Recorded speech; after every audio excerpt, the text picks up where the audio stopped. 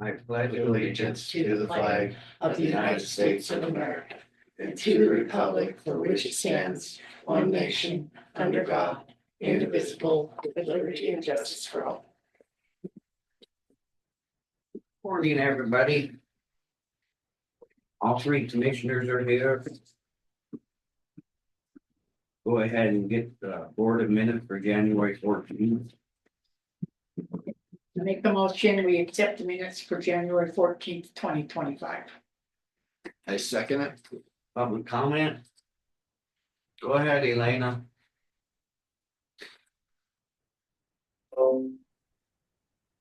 Thank you. Good morning. For the record, Elena Gagliano. I have a question. Well, first of all, okay, I have a question.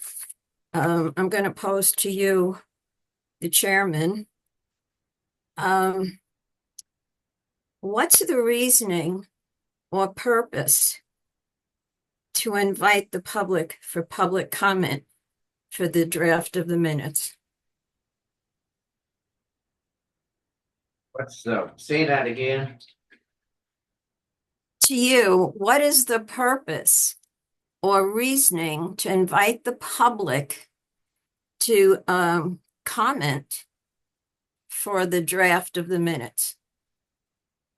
Why not? I'm asking you a question, sir. No, I'm asking back, why not? Why can't I ask them if there's something, because we haven't adopted them yet, so once we adopt them. Okay, okay, now here's my answer to you, since you did it within a question. What are we supposed to comment on if the draft is not available to the public and it's not up online as one of the documents? Elaine, I'm sorry, Blaine. I want him to answer this. He's the chair. Please answer that, sir.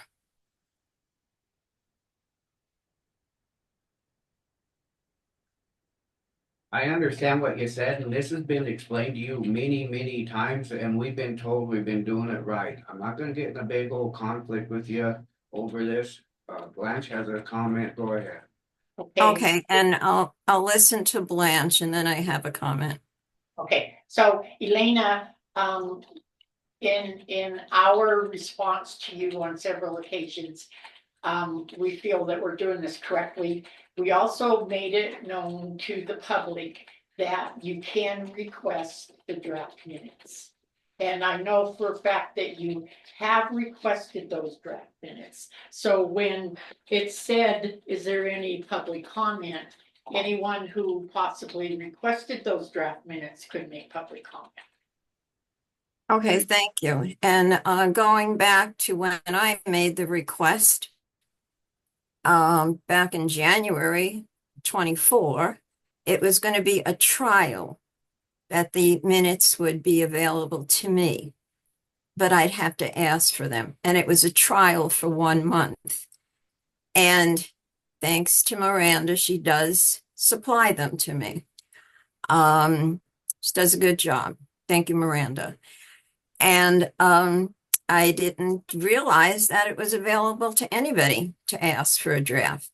I'll spread the word, and so that we can comment.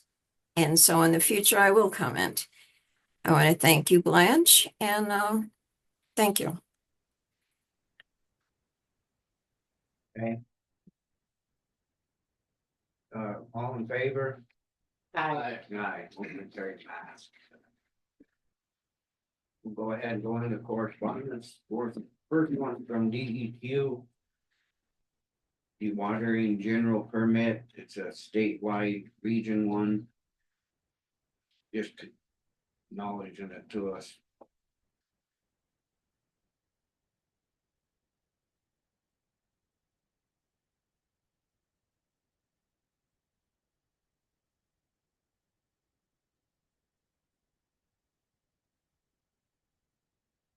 Next one from NACO Edge, and it's just giving us information on one side that it all help employees protect their retirement income when it matters most. They gave us a address and phone number to call them, website if we want to talk to them. We didn't go through NACO. It's just, yeah, we belong to NACO, but Not as a, we mainly work with MACO, not NACO. NACO is nationwide, MACO is our state. and the next one's on another important update to long-range planning schedule from Autumn Coleman. And it's on the hearing of HB 7, HB 8, HB 8, it's on the water stuff, the upper Little Blackfoot. Painted Rocks, Kindle Mine, Willow Creek Dam is one that we'd be. They're doing down here.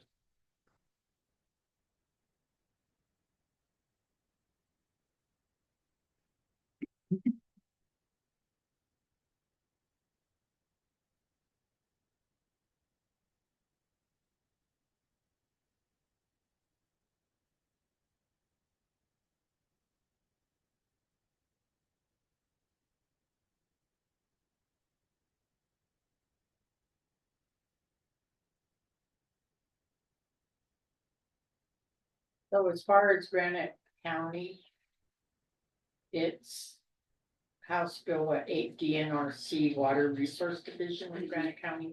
Yeah, and here's some more information on it from Jeremiah States from Great West. And this is on it too, and there was a Okay, public hearing on the grant that we applied for.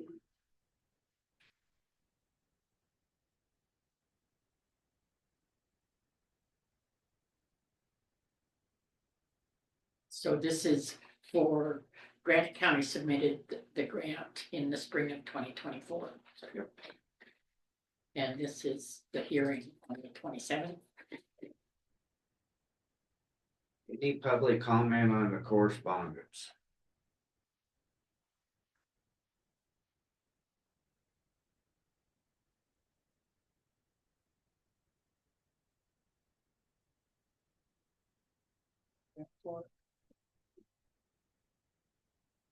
We're working on the dam to help us with a little, Oh, right, okay. yes, Forget these things. This one's for the dam. yeah. All right, so it's a couple minutes early, but we'll go ahead into public comment. Any public comment?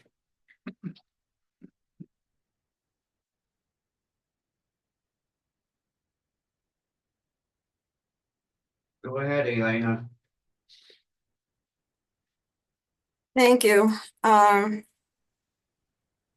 public comment, I think it was on January 7th when you had your meeting. The minutes on page 6, that was the discussion of the OWL program. And I think it's interesting that I believe you said that you would put it on the agenda for the future. And apparently it's gone lost.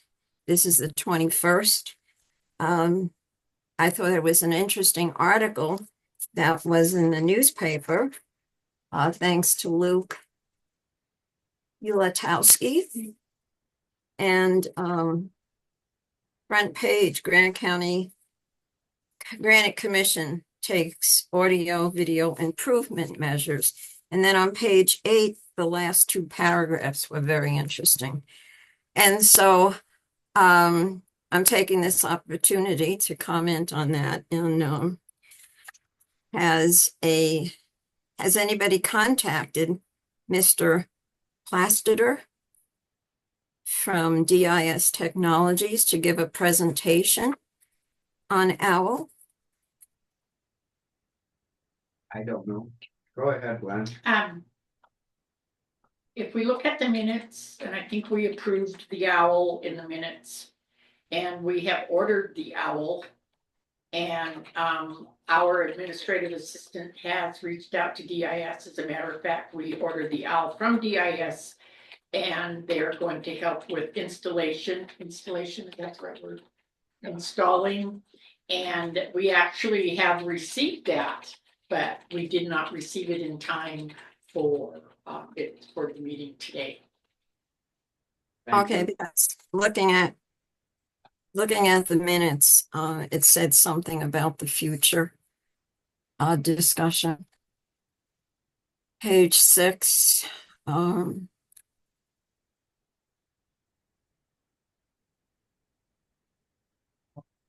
Look here.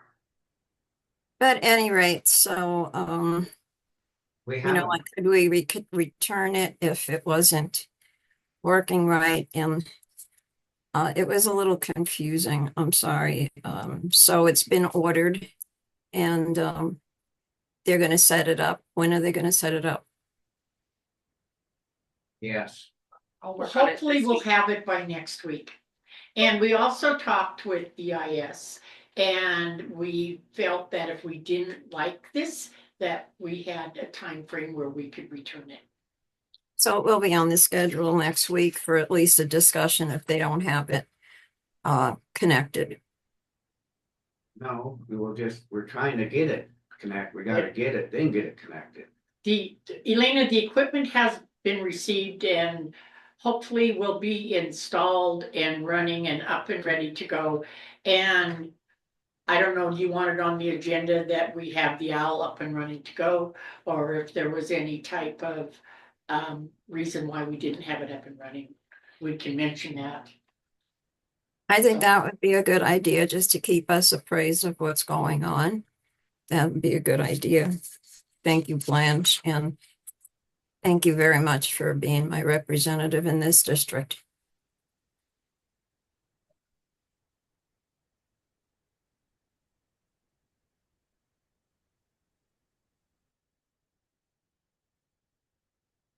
Does anybody else have any public comment?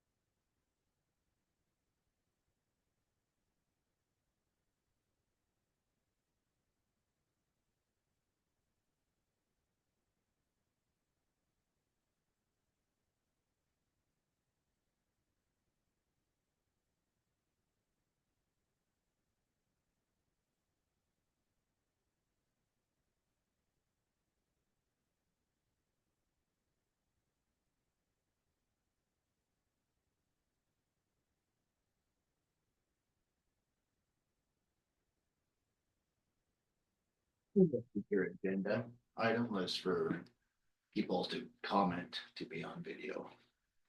That's what. Oh, yes, absolutely. Had nothing to do with the owl. Yeah. But for them to have Yeah. to be on video, Yes, that was a future agenda item. okay. So did you get that, Elena, that the agenda item was a policy to set policy for people to make comments on the Zoom. agenda item is that our policy was going to be mics and cameras on before they could make a comment. That was what the agenda item was. Go ahead, Elena.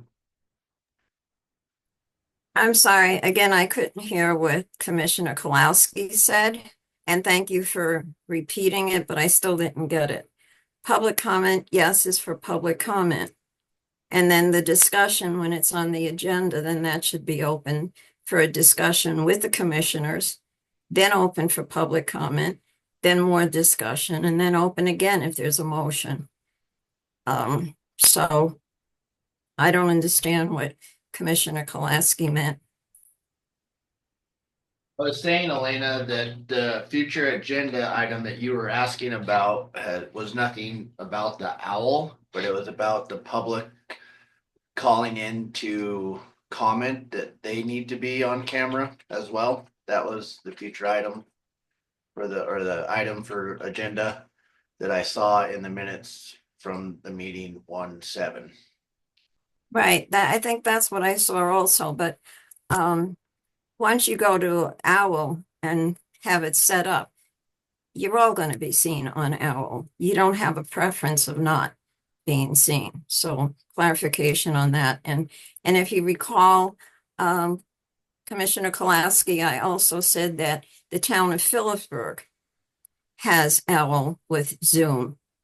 And you can experience by watching it that night, they had a meeting. And I don't know, I don't recall if any of you did just tune in to see how that worked. But that's basically what I'm saying. If I may comment. Yes, you don't see where we're coming from. What we're saying is, what we put on the agenda is, we will be on OWL. And our policy is going to be, any public person that wants to make a comment on Zoom, their video and mics must be on. So in other words, you making a comment, your video must be on and your mic must be on to be able to make a comment. And that is a policy that was approved by the local government. What's his name? Clark said that we could do that. Yeah, Dan Clark. Yeah, I agree. They're telling me. All That's- right, here's a question for you. Blaine Bradcheck, County Attorney here. Hello. Thank you, Blaine. Here's a question for you guys. What about the ones that call in? When you make the call, you don't have the capability of being seen, only heard. So in essence, you're basically denying, you're saying one thing to the people that are doing it this way and saying that it's okay to call in, but we won't see your face. Is there something wrong there? One thing you could say is jump on Zoom if you can't. If they're not, don't have the capability, I would still allow them to give their comment by phone. And Blaine, we enunciated the fact that it was anybody participating on Zoom. Yeah, yeah.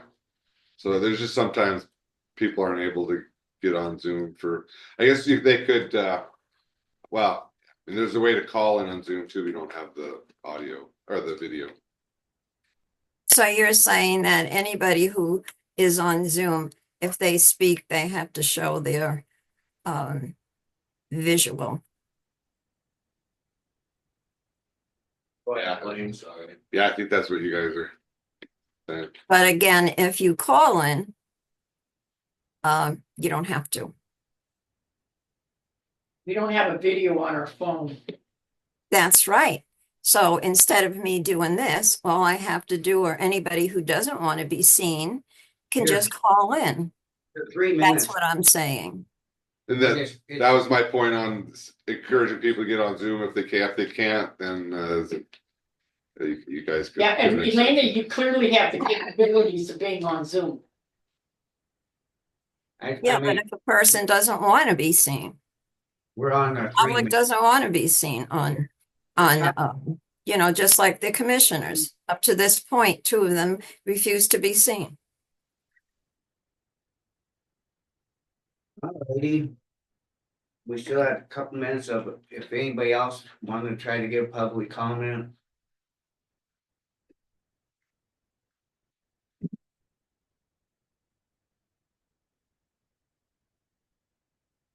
For the note, I put the timer up twice and it ran out, so it's, we're doing it the right way.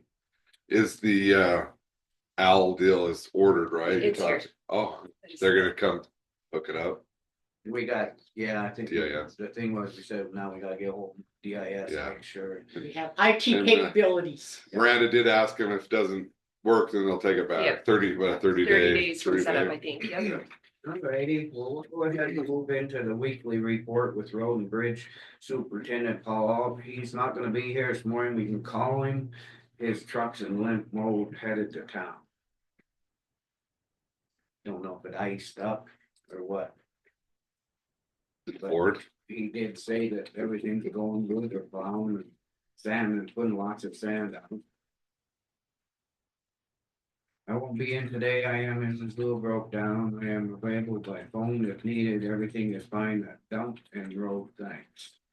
If there's any questions, we can call them right now.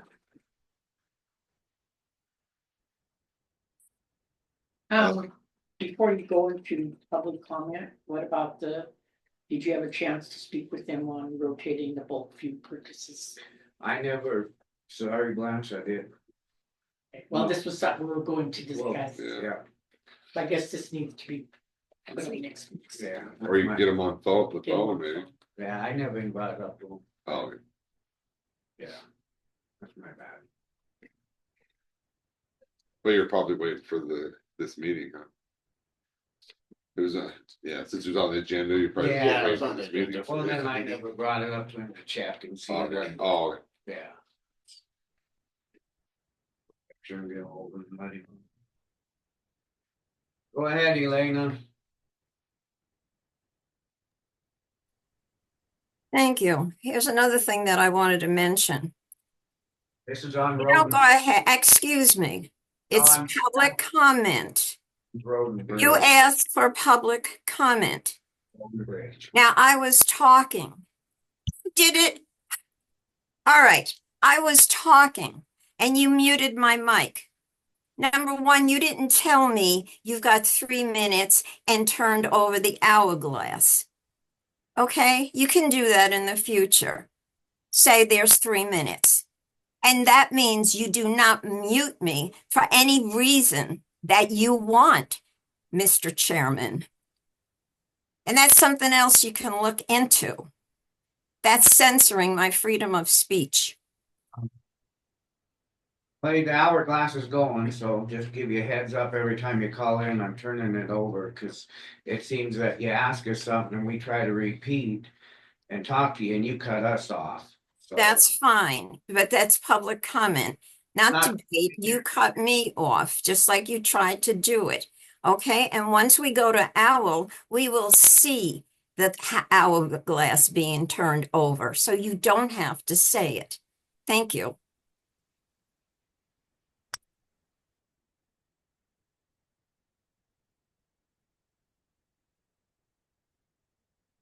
I don't know.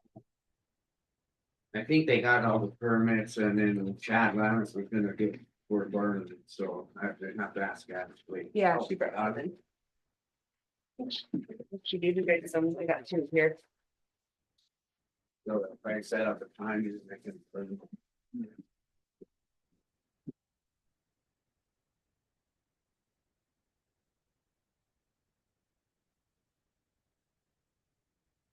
Did you know that now when people want to burn, if you call in the sheriff's office, you gotta call the queue and get a certain number. And then the meteorologist out in Missoula calls and tells you whether you're gonna burn. Oh, Who really? gives them the authority? there must be an administrative rule. Let me look that up. Well, But yeah, cause I got Yeah. people calling and complaining they're trying to burn. And they said, well, you can't until August, but yet you got the state down there burning behind Drummond's Right? ground. they're saying not till August, That's till what it's they the told 3 fire different- hazard. Yeah, 3. No, that's not right. But you gotta go through a whole big deal, that sheriff don't even have really a say on it. Then an open burning start up again like March 1st. Well, that's what I thought, but they're burning slash and after yet they're telling everybody else, once they burn their stuff in their yard, they can't. I'll look that up. 'Cause It's a just DEQ. wait till August when it's a fire hazard and then see. Then they Right. tell you to call the DNRC in Missoula, cause then they get a hold of meteorologists, he tells you what it is. The weather conditions are And then right. you gotta have a number, and then you gotta call back to the sheriff's office and give them the number. I can see not doing it when it's gonna be windy or where certain Well, conditions. probably the are. version maybe, Yeah. like places like Missoula that. Yeah. So like All of a here, sudden, now they're pushing their stuff out into us. Yeah. You see now. Yeah, we That's just, a long time. just,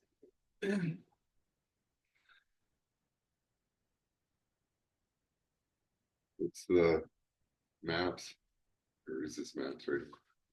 The airport, Oh, okay. they came from. Whoever's coming in for the airport. so does Drummond burn too? There's what? Does Drummond dump burn Yeah, too? yeah, they got great. How come they have this paper?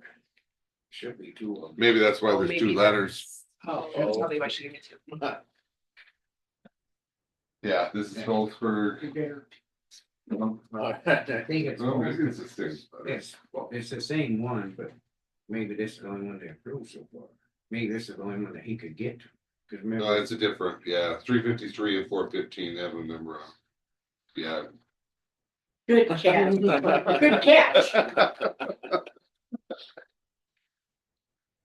and it's, they always just gave us one. Is there any other public comments on this road and bridge or solid waste?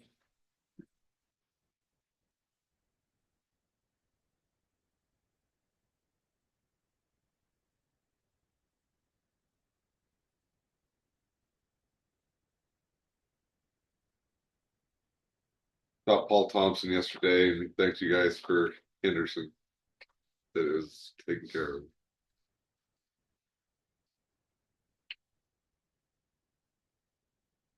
Sometimes their own driveway goes in town.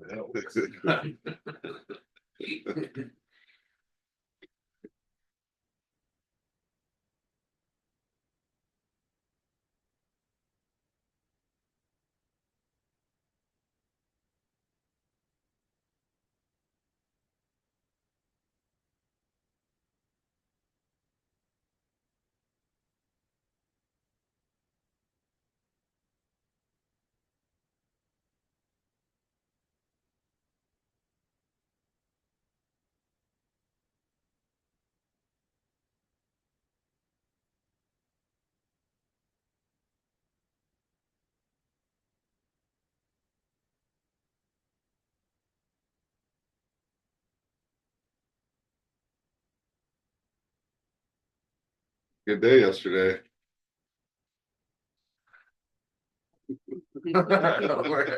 Like you didn't have work. Well, that too, but inauguration. Oh. It was a good one. Yeah, Pretty interesting. yeah, technical difficulties, but Carrie Underwood just sang an acapella. She did great. Yeah, that was good. Yeah. Thought maybe you're gonna talk about, maybe you're an Ohio State fan, right? Oh, yeah, that was, well, I would not root for Notre Dame, so. I'm not picking against I fell the asleep religion, just at the halftime. team. Right, right. Gosh, yeah. Right, I owe some Gatorades to some Do kids ya? for bets. Oh, you bet on Notre Dame? Heck yeah. Oh, wow. So did I. Can't Yeah. find an Irish fan. And Notre Dame fans as a little kid. Oh, yeah. 1988 was the last time. Wow. Yeah. So the resolution for the CPACE, will that be on next week's agenda? We got a plan, because we gotta do the resolution of intent twice, set a public hearing, and then 2 times on the resolution. I think we have a plan. I've got it on there.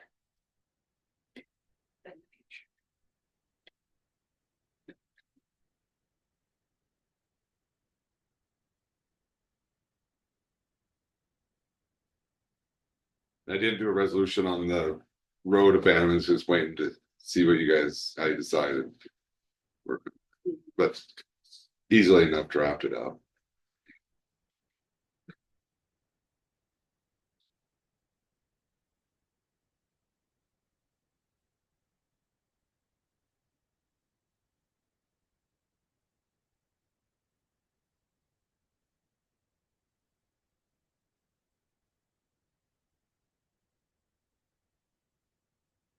I do like Notre Dame's coach.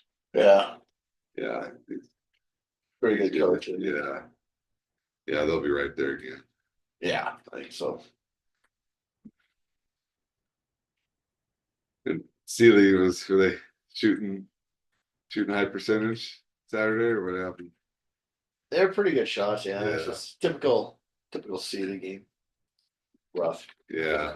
Oh, Lincoln was rough too. Yeah, So like I said a couple times, we'll play football, let's put the pads on. pretty much. You know, I told the guys, I'm like, get ready for a football game tonight. It's gonna be physical. You hear Logan Hoffman boxed out the guy to half court. In Lincoln, I haven't watched the game. Yeah, I'm watched like the first quarter of it. That was it. Did he get fouled? Called Yeah, foul? Intentional? no, not intentional. No? I mean, I heard someone say, "I should have been technical," but I mean, man, they were playing rough. You gotta like send a little message back. Right, Right. I mean, not good for Logan.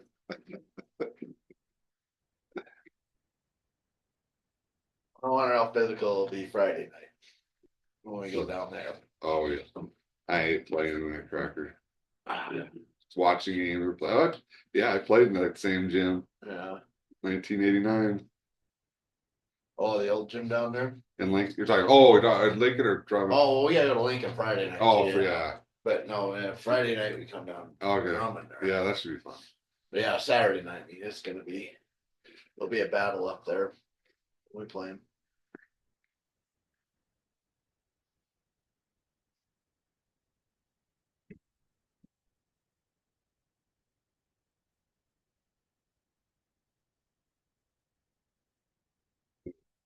You hear the Coach Brown got a technical? He got mad at something, real Oh, quiet, and then he said BS real The loud. Lincoln coach? Yeah, and then the refs were gonna give him a T, but they talked about it for 10 minutes and then gave him a tech. I thought that was just, I mean, automatic Right. technical. I don't know who's mad at him. Huh.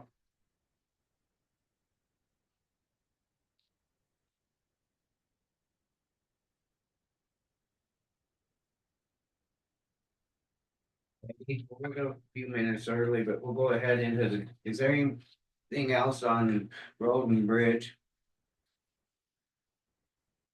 Not, we'll go ahead and move into dam tenders report. The lake's at 6428.57, we're 11.16 low full bid.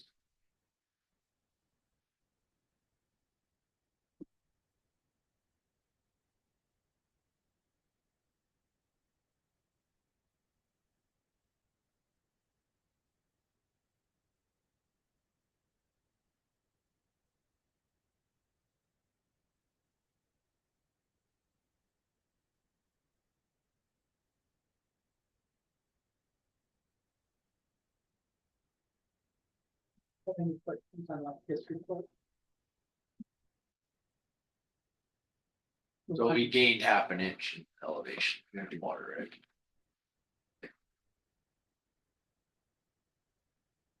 And we're at 10. It's still going up.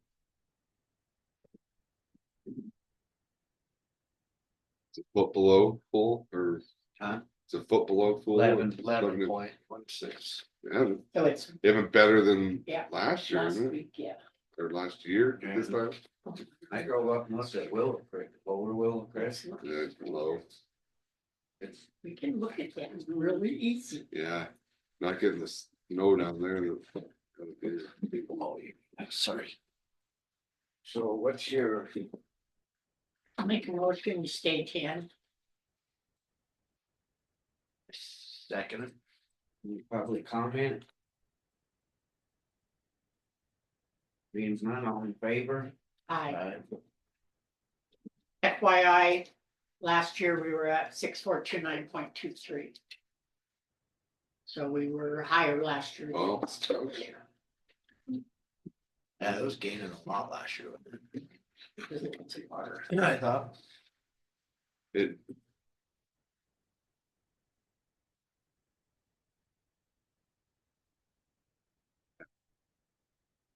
Favor?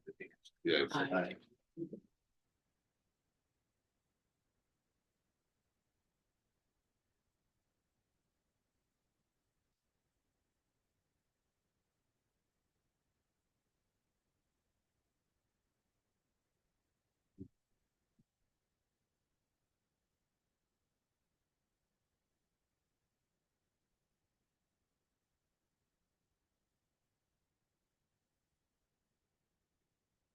who do you owe Gatorade to? Eric and a Snickers. Oh, big. King size Snickers and a Gatorade. Yeah, he'll be asking for it tonight. Oh, yeah, we were already talking about it last night. Last year at this time, we were 3.12 inches. So, I don't know, a lot. Full pull, right? Yeah. We had lots of water. Well, not lots of water, but. we had Well, this- lots of yeah. water. Seemed like later on in the spring, they got, and stopped snowing there. Shoot. Yeah, and, Yeah, and because we had snow in Yeah. October and then it warmed up and Yeah. all that water was just. I think we were doing 15, weren't we, this time last year? Letting out 15, Yeah, Yeah, cause the snowpack was like 100 some Yeah. percent, Peterson bad. something like that. I'm not sure what it is right now. Like 90 90? or something like that. The other day when I looked at it. Gaining coming up, yeah, anyway. coming up. What weather's supposed to do, Supposed to get more snow Friday. if we just keep playing it pretty safe.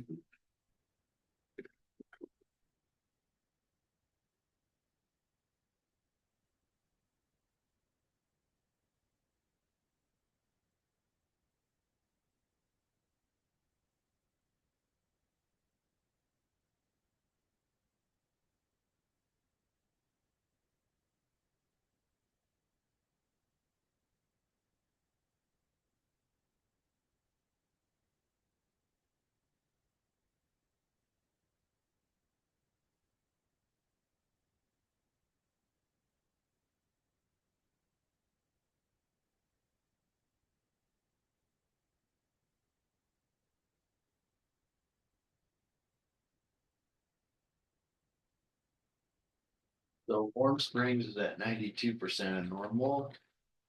Peterson Metals is up to 108%. Wow, Oh, it is? It is now, yeah. Oh, It wasn't the other day, but it was still like 90. The report there.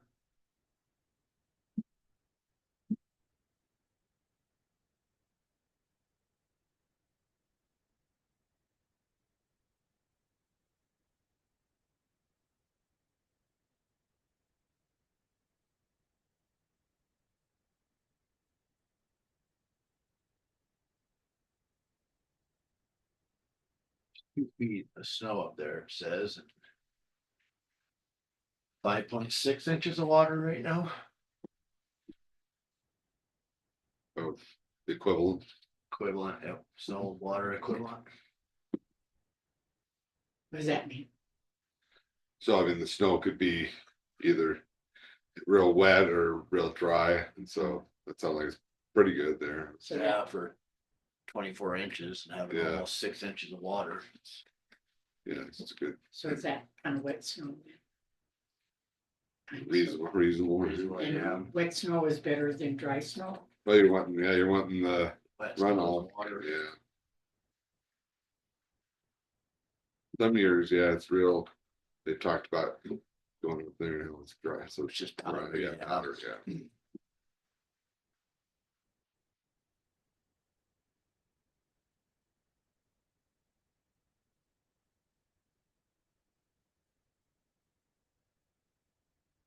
Yeah, and then for the snow water equivalent to the percentage of median, it's 108. So.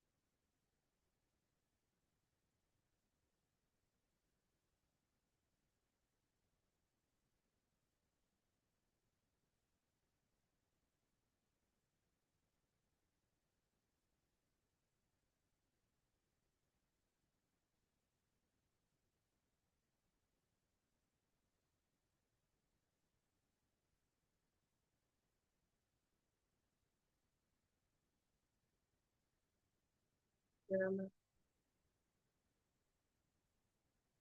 we did claims last week, we did them again this week. So I just went in, he didn't think I'm ready, I didn't know.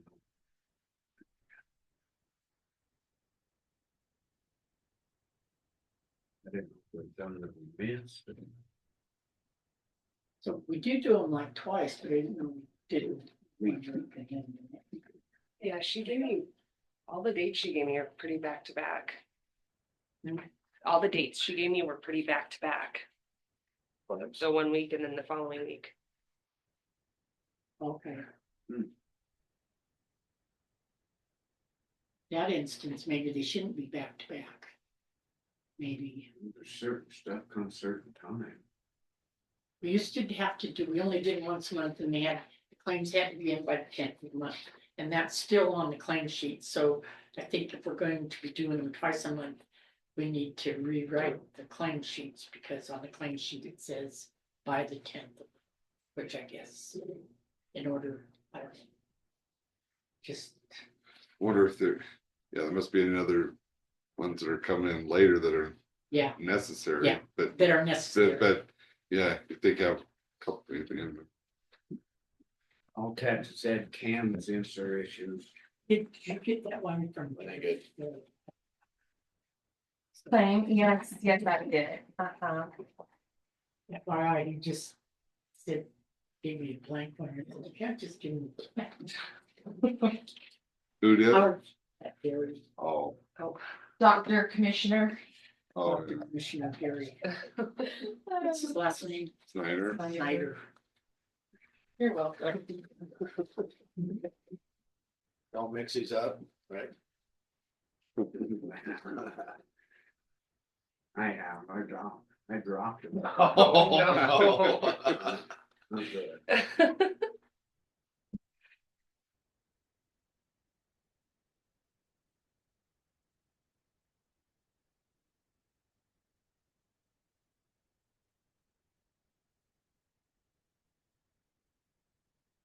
So the piggyback spring broke, is that a piggyback spring broke from the road?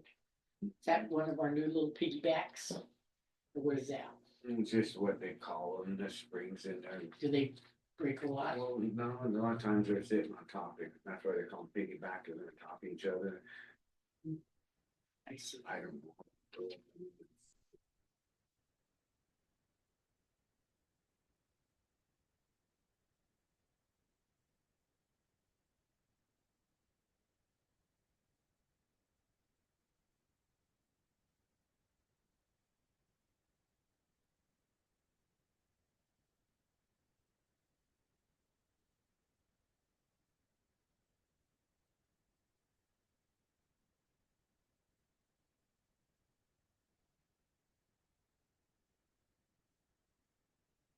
25 Ram, is that the Paul's truck? We gotta take it into Carl Tyler to keep the warranty on there for oil changes.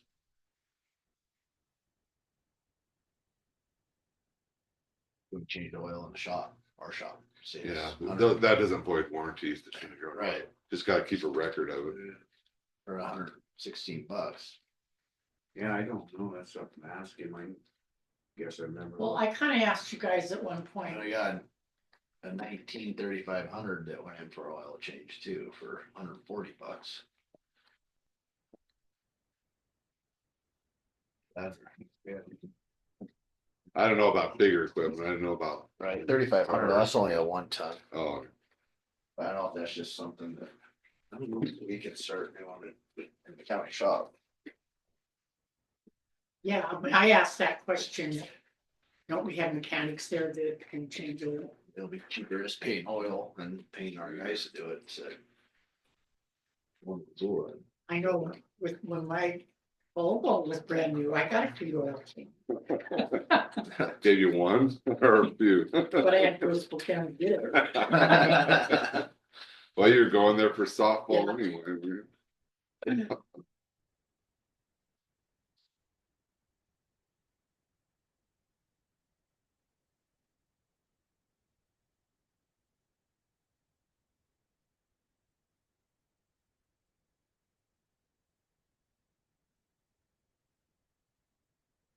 Have one certified mechanic.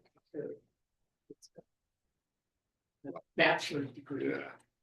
You don't need to be a certified mechanic to change oil. No. Yeah. I change it on my car. FYI. I'm the least certified. Oh, I didn't bypass you on that much. I will get it. Okay.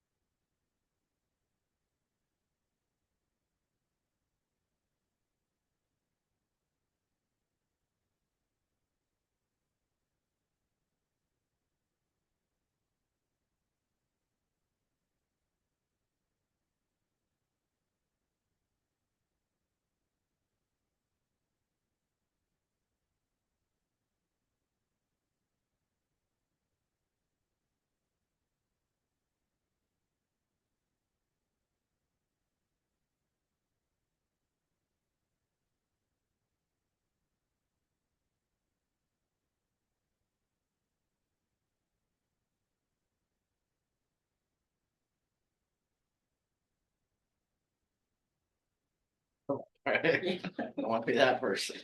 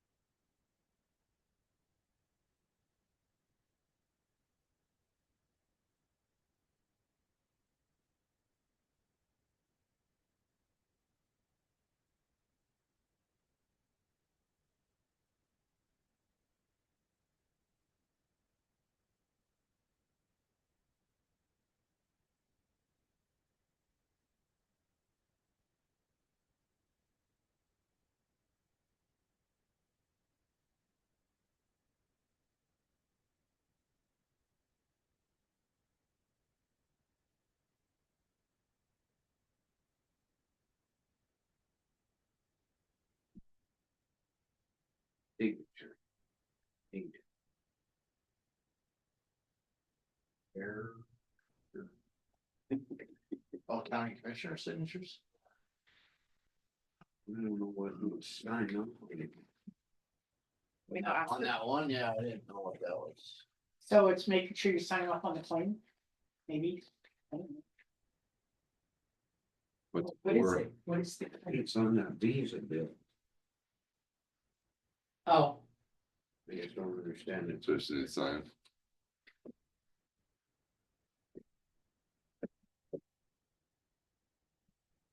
You already do it. who wrote this? not me. It came like that, but Becky. You want me to go ask Becky? It's just a form needs signed probably. Be signed before they send the check. Yeah. Make sure you sign the claim. You already did that one the last time, the geological survey I was asking about.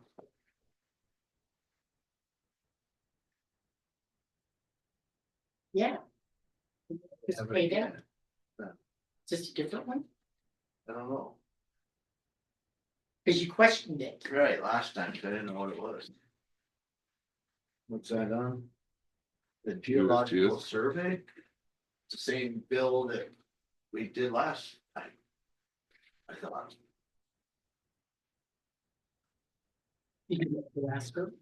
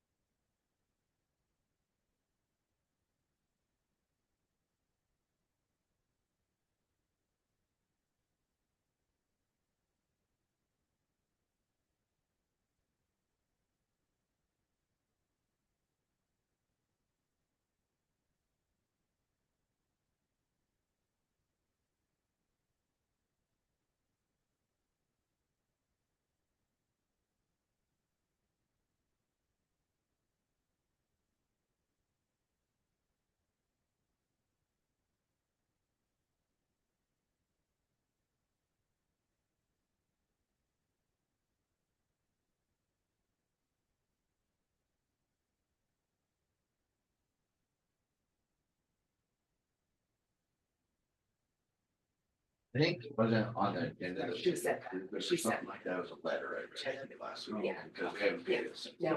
Yeah, yeah.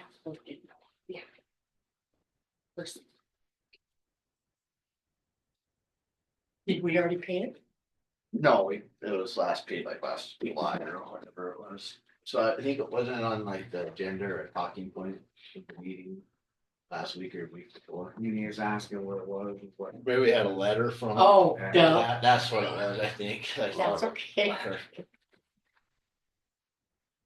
Entertain a motion to accept the claims. I'll make a motion, we accept the claims for December 2023. I second it. Public comment. Being none, all in favor? I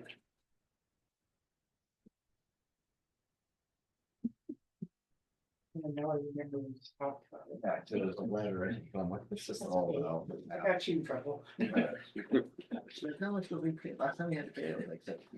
Wonder if it was like something on an agenda or letter. And I was like, what's this all about?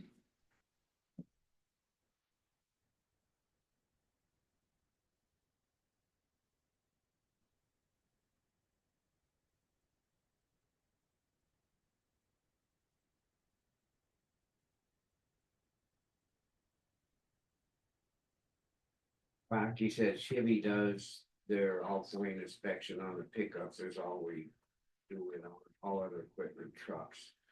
But we sure can. Start doing it in the shop. Right,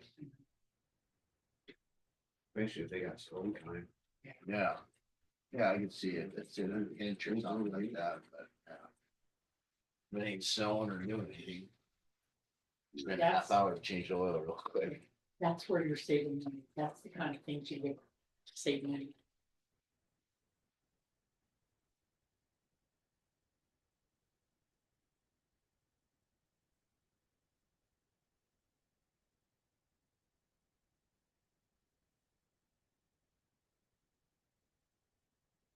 Taking trips to Missoula. Doing it ourselves.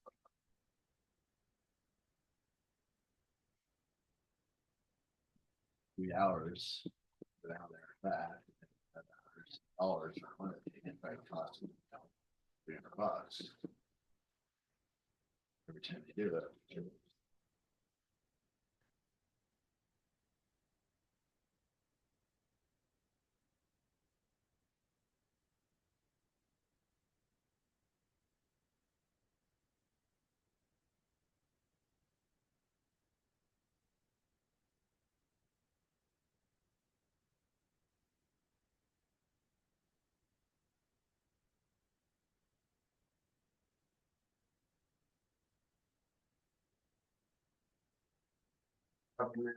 Go ahead into Montana Rail Link, abandonment exemption with MRL representatives, Jack Owens, Joe Roscoe.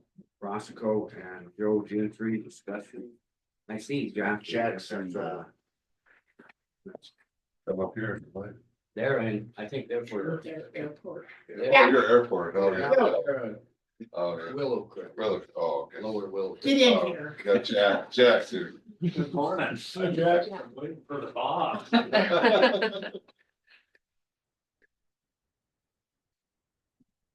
Been rough roads from Missoula. How's it going, Jack? Good, how are you, sir? Good. Yeah. See you.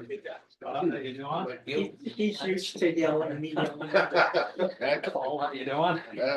How are you, dear? Good. See ya. How's it going? Good to see ya. Too. Yeah. Jack Owens. Mike Shams. Meet you.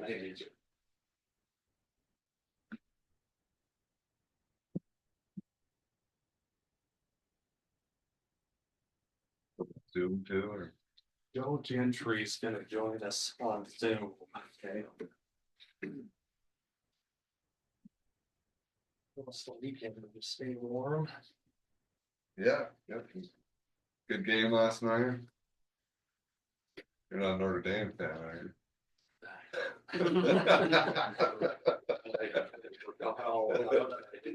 Oh, you did? Oh, you're- That was a good game. It was a good game. Yeah, they came back.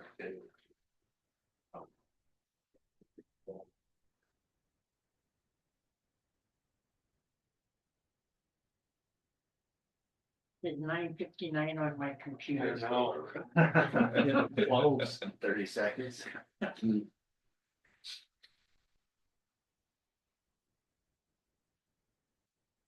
Mr. Gentry teed up, he can start us.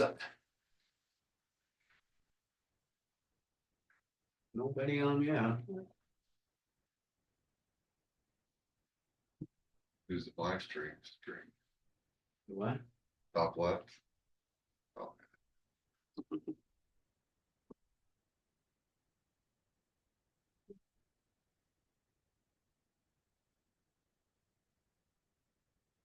Shouldn't have been so optimistic telling El Roscoe it only takes me an hour to get here. yeah. I can drive my eyes closed now. Right. There's someone coming out.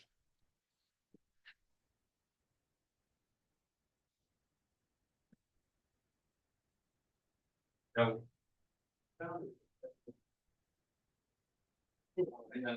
Yeah, I can see that.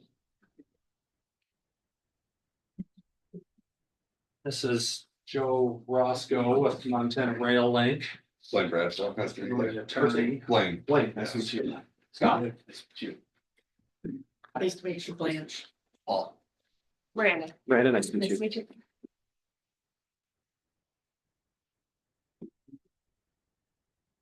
Mr. Gentry yet. Oh yeah, I forgot about him. He's virtual, he doesn't count. Yeah, he'll hop on. All right. Oh, there's. There he is. Alrighty, then we'll go ahead and get started on this Montana Rail Link for an abandoned exemption. You want to explain it, Dad? I sure can. Yeah, so, You state your name and sure, Joe Roscoe, last name spelled Racicot, and, formerly with Montana, well, still with Montana Rail Link, but I, switched employers to Washington Corporation. So I think probably everybody this group would remember MRL terminated its lease early, transitioned back to BNSF. That happened January 1 of 2024. MRL retained some real property, including 4 non-operational branch lines, but they're technically still STB jurisdictional lines, which is mean they're still under the authority of the STB. So we with the 8th sub in particular, which is obviously runs from Drummond up to Peeper, we are looking to potentially abandon that line. So we filed what we call an environmental and historical report back in late 2024. Next step in the process is the newspaper notice that everybody saw. We have not filed that petition for exemption for abandonment. The newspaper notice had a date in it that said we intended to file January 17th. We did not. I wanted to have this meeting and chat with you guys first to see if there's any interest from a community support / county perspective on talking to us about a potential reutilization of that, probably for a trail is the most commonly. I mean, everybody's probably heard the term rails to trails. That's actually a specific program. There's a statute, the government called the Trails Act. We can get into the components of that if you'd like, but yeah, that's kind of background on where we are today. Wanted to talk to you guys before we made a next move. And I'm happy to answer any questions that you guys have about the potential process to what they call rail bank, that line that would put the county or a community group or whomever the party is that comes forward that says, hey, puts their hand up and basically says, hey, we're interested in converting this thing from, current jurisdictional rail line to potential alternative use in the form of a trail. So very specific process for how that works. There's very specific timelines for how that works. We would obviously work with the county or with whatever community group wanted to explore that to support that. The other option is we proceed with an actual abandonment and then just dispose of the property as you would, sell it, donate it. Could be one party, could be multiple parties. But yeah, that takes you out of kind of the formal rails to trails process. So that's the background. Anything I left out? Joe, anything I left out? I assume you can hear me. Yeah, sorry about that. No, I don't think so. I think you got it all covered. So Joe Gentry, by the way, is our formerly MRL for long time, managed MRL's real estate portfolio. He came over with, he didn't go to BNSF, he came over with me, still manages all things MRL legacy real estate, so. So, one question, if the commission's for this, to have it be a trail or whatever, would like a letter of support be needed, or what would you need for the? Yeah, so within, if we, and I think we'd want to probably sit down and look at the mechanics of how that works. Formally, what happens is we file a notice for abandonment. Within 10 days of that notice, basically the interested party has to submit a letter to the STB, to the Surface Transportation Board in DC. Yeah, and it's a pretty simple thing. We have regulatory counsel out of DC that's helping us with all these filings, these potential filings, and so they can help us with a form on that if there was interest. And then a bunch of other potential steps. So if a party, like for instance, the county steps forward and says, yep, we'd like to express our interest. Any other railroad can technically come forward and say, no, we don't want this thing converted to a trail. We want it to stay a railroad, but they have to provide a basically proof of financial interest in doing that. No one's going to do that, right? There are no rail serve customers up here. So what would happen then is we get dumped into a process where you have a year. So Montana Rail Link in the county, assuming it was the county, we'd have a year to negotiate how it would be converted. So whether it's a sale, a donations, there'd be a valuation process. Obviously, the county would need to come up with the funding in some capacity if they wanted to actually go build a trail after that. So yeah, it puts us into a process that they technically cap you at a year, you can extend that. So if we got to day 365 and we were still finalizing stuff, you can apply to the STB for another year extension. You can do that up to a maximum of 4 years. And then if we can't come to, like, either community group can't get the funds, or we can't come to terms on the, whether that it's a, whatever acquisition it happens to be, then we would actually have to formally abandon. Say the Bucker Trails or some association wanted it, would the county still need to be involved to kind of help that process along, or would it just deal directly with? You can deal directly with like an association. Probably helps to have the county involved, frankly, from an STB, from a federal regulatory perspective. They tend to like to deal with governmental bodies more than they like to deal with private associations. But really the biggest hurdle is going to be funding. Right. That's the biggest hurdle in all these rails to trails projects. There are hundreds, thousands and thousands of miles of rail banked former rail corridor waiting for some group, some county, some municipality to come forward and say, we have the money to build a trail. Do they have to have the money up front, or? No, or like I could said, just you say have they'll that, get- you have that year initially, and then you can apply for extensions after that, yeah. Go ahead, Paul. So is this kind of the same rail type program that has been kind of like that the state takes over to plow around Missoula and stuff, like all those trails, were those the old rail beds that they turned into the walking and bike trails that? Yeah, a lot of those are, yeah, so like you think of like the Kim Williams Trail, for instance, Right. it runs right through Missoula, yeah, that's, a lot of that was former Milwaukee corridor. Probably the most famous one is Hiawatha, right, that was old Milwaukee corridor, those were all Trails Act, yeah, that's exactly. So that's one thing, like if we build trails, then the county gotta start plowing it every time it snows. So that's- like the yeah. state ended up doing in Missoula. So you gotta think about that, you gotta think about the ongoing maintenance, what happens if a car veers off Highway 1 and runs through a fence, separates, who's gonna be financially responsible to fix it, right? Right. Yeah, that's all those components come into play when you think about these trails. Yep. I don't want to speak for Trails, but I think they'd be excited about it, getting them involved in the conversation. Maybe you have talked to them a little bit already. I haven't, I think, is that the group that wrote the letter to the editor? That was a different group than Okay. Flint Creek Trails. I think Flint Creek Trails was waiting for this initial meeting Okay. to happen and then Okay. engage. Ed Brunsvold, I think is. Okay. still, yeah. And Joe Gentry, I don't think I'm speaking out of turn based upon the conversations you've had with, I don't remember the gal's name, from Powell County.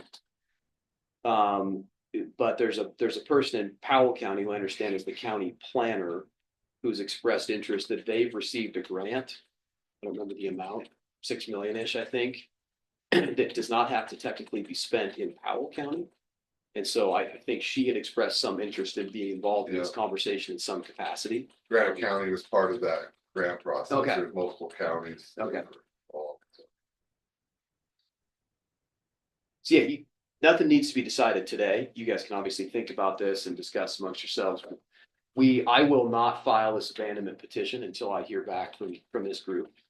Because I don't want to put, because that does shove us into this very awkward timeframe within like 10 days. To decide. So I don't. Pretty tough. So I told our council to hold off, so Okay. we won't file anything there until I hear back from this group, and I'm happy to, anytime after today, you want to have a call, ask me any questions, I'll be as much of a resource as I can. What we'd like to do from a Washington company's perspective is if there's a lot of community support, right, for something like this, we want to participate and be a part of it. What I don't want to do is prescribe some sort of remedy for that line that people don't want, right? To your point, that becomes a financial and maintenance obligation in the future that frankly the community doesn't want. But if you're interested in a trail, we'd certainly be interested in exploring it. Otherwise, we can find other ways to reutilize the corridor. I'd encourage the commission to meet with Ed Brunsvold and then the planner for Powell to see what ideas they have. So question, I understand that. What else does the county need to do for research to know whether or not we need to tell Mr. Roscoe? What, I think if Flicker Trails come in and say that they take it, they maintain it. And need the county to kind of They'd have to work go, with them and get that, but they'd have to go after all the money. yeah, so You know, because Almost 100% of these are built with federal grant funds. there's a lot comes with them. Correct. There's a ton that comes with it. I mean, so that's something you need to consider. Well, not the collective, you need to consider on, there's everything from contracting requirements on how you spend the funds. What it does is what federalizes a project. So, and it's not, I mean, plenty of, groups have figured out how to do it, but it does make it more complicated. There's no doubt about that. Lots of bridges to redo from here to Drummond. Yeah. There's a lot of. Yeah. That'll Maybe only be have to fence all expensive. that off from the cows and this could be a. Yeah, Yeah, and maybe it's not the entirety of the corridor. Maybe there's appetite to take part of it. And convert it to a trail. That's a possibility as well. Under the kind of whole Trails Act, you don't have to take the whole thing. You can designate from milepost, right. 10 to 26 or whatever it happens to be, and just take that portion, and then the rest of it would just be a run-of-the-mill abandonment that would just be disposed of like any other real property. It's where it's been a bit fast. Look like it'll be used the most. That's exactly, I think that's what most of these groups do. So Blaine, how would we reach out to people? Would we reach out saying, okay, there's this possibility, and then they would need to approach us? so. With their plans. Some, Get it on paper and stuff. I think, Ed Brunsvold would come in, I think of the county planner and Powell, she's, been there a couple times. Go ahead, Bill. So if it does go to sale per se, Mhm. I mean, I know probably 99% of it runs through ranches. Mhm. Do they kind of get like first right of refusal or like, did you guys go to them? Or So not open it to the technically. Public or? Yeah, they don't technically have like a right of first refusal, but I mean, if you're thinking about it logically, that's probably who we'd approach because they would want it more than anybody else if it's contiguous, right? Right, The only other option that really that we've considered, and we haven't had any conversations even initial on this topic, is there a utility out there, a Blackfoot or Northwestern that wants a 26-mile corridor? right, Right, Okay. we deal with utilities or dealt with, well, still do actually all the time from the perspective of they want to cross railroad right away to get from Right. point A to point B. Well, would they be interested in a 50 to 100-foot swath of just a utility corridor? okay.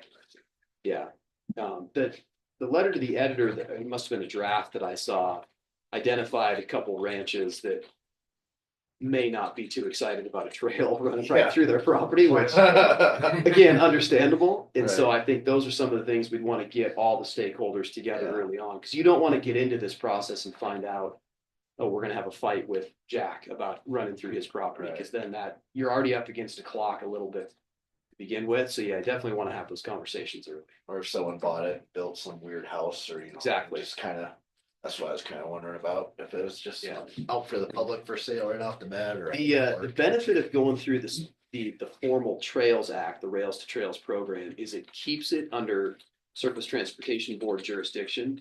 So Okay, the integrity of the right of way is never threatened. As soon as you abandon railroad property, and this is where I'd have to have somebody like Jack come in and help me. Because we don't know, right? They acquire these branch lines, railroads typically acquire these branch lines like a parcel by parcel type of transaction. So you'd have to research every single one of those titles and see, are there reversionary rights on behalf of either a private landowner or a county or a state or a federal government or something like that. So with the Trails Act thing, all of that risk goes away because the STB says we have federal jurisdiction. This is still technically a rail corridor. It's just being rededicated for a trail. So you never have to worry about somebody, a neighboring landowner coming in and saying, after you built the trail and saying, hey, wait a minute, that's my property. right, So it protects it from that perspective. Biggest thing, get it out to the public. There could be lots of comments. yeah. I was just gonna offer Amanda. What's her name? Amanda Cooley. Yeah, yeah, from Powell, right? Yeah. Any other public comment? Go ahead, Elena. Thank you, Elena Gagliano, for the record. Little background for MRL. I was the director for Big Sky Passenger Rail Authority. And one of the things that this county, Drummond and Phillipsburg, and in between, were excited about was the potential of the short line going from Drummond to Phillipsburg, restoring that. And it was, there you go, Drummond can have a stop. And I'm not going to get into all the details, but people were really going for it. Both towns even contributed donations because this economically wise would be great for especially the town of Phillipsburg.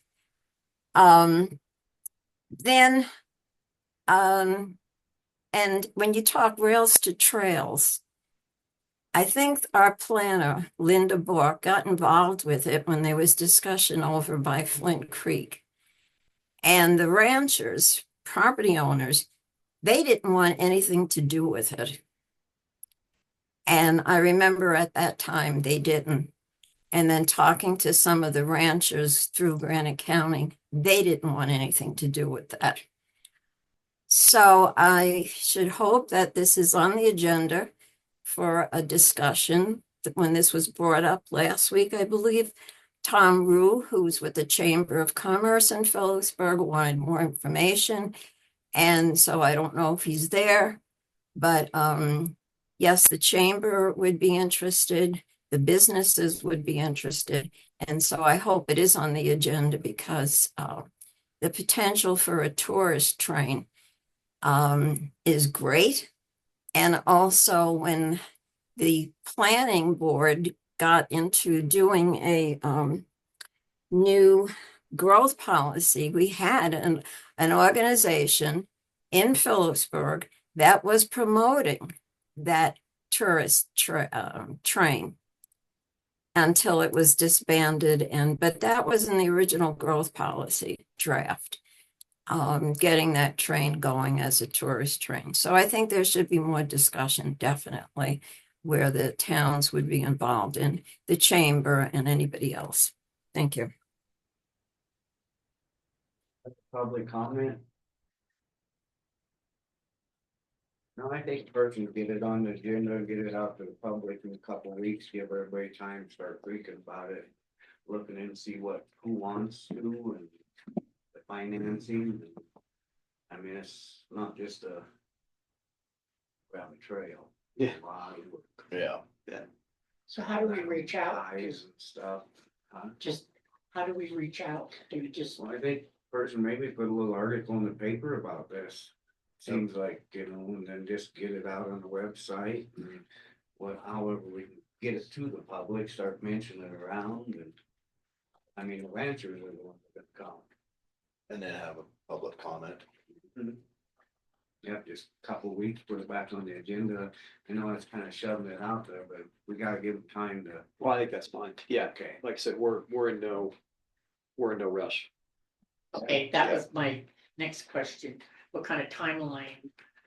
We know. You're in no rush. And the thing about it with us guys, we know pretty much who owns all the ground from here to drum and just start reaching out to them.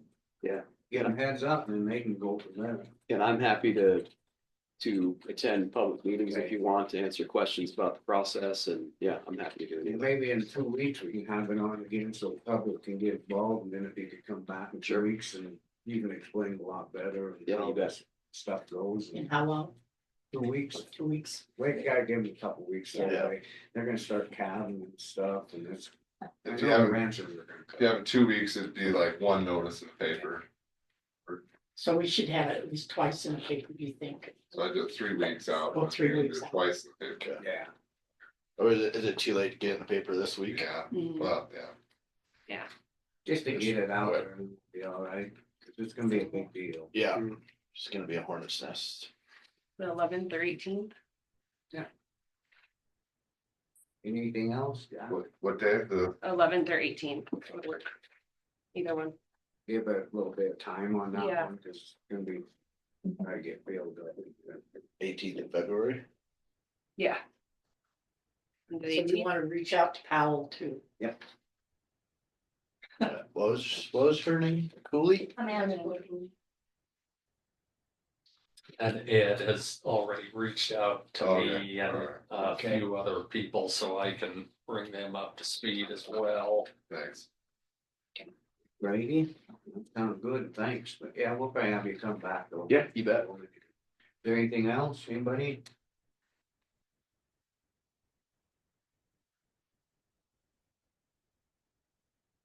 Thanks. Thank you for your Thanks. time. Yeah. Thanks. Have a good day.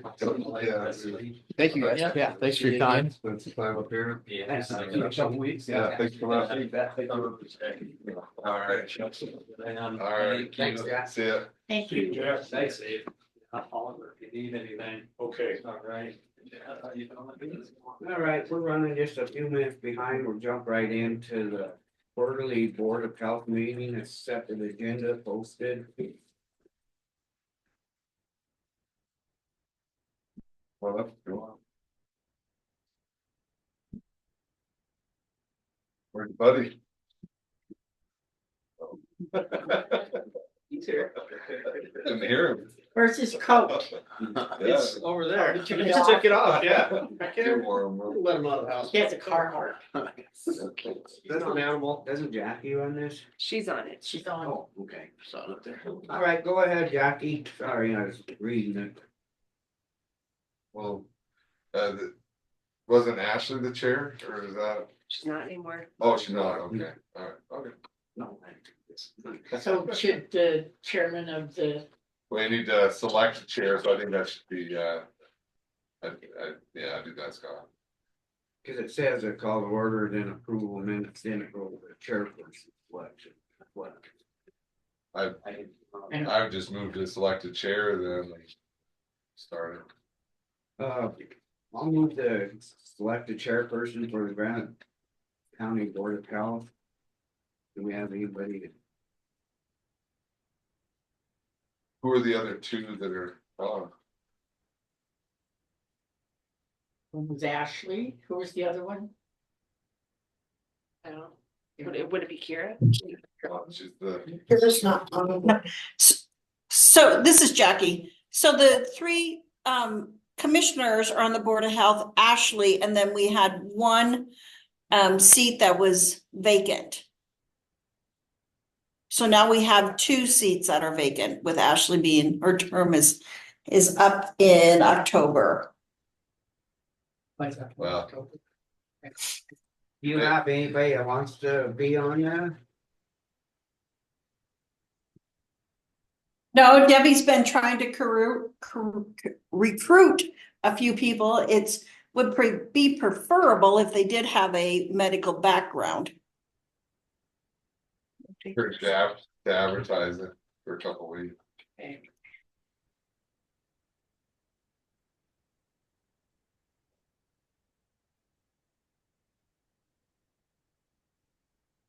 Go ahead and put it in, advertise, see if we can find somebody, and means that we just gotta go through this and who. I'd say table the chair for a while and you just do it as kind of commission chair. All right, we'll table the chair until we can get somebody on there, and we'll go ahead and call it to order and approval of minutes, discussion decision. I motion that we approve the minutes. I second it. Public comment? None, all in favor? I, Alrighty, so the next one we'll jump into is a review Board of Health bylaws.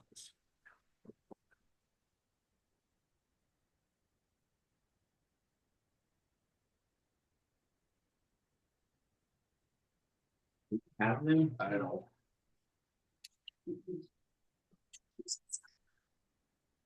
So the last time those were reviewed were, I believe, in 2007. And with the grants that we're working on, it was one of the recommendations that those be reviewed and, if there are no changes, at least put a newer date on the, review date and that they have been reviewed, being it's been so long.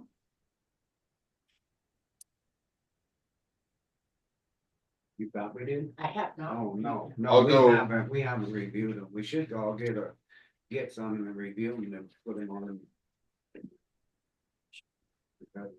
So, Yeah, you push it off. table it until we all have time to review them and go over them, and then we can put it on. Yeah. So probably on the March 11th agenda, we'd have. So we need to get a copy of them to review before March. Yeah. Oh.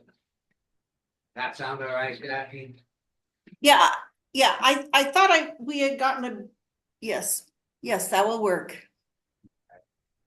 Alrighty, so moving on, Chad, what do you got for us? So I do have a report and I can email this to you.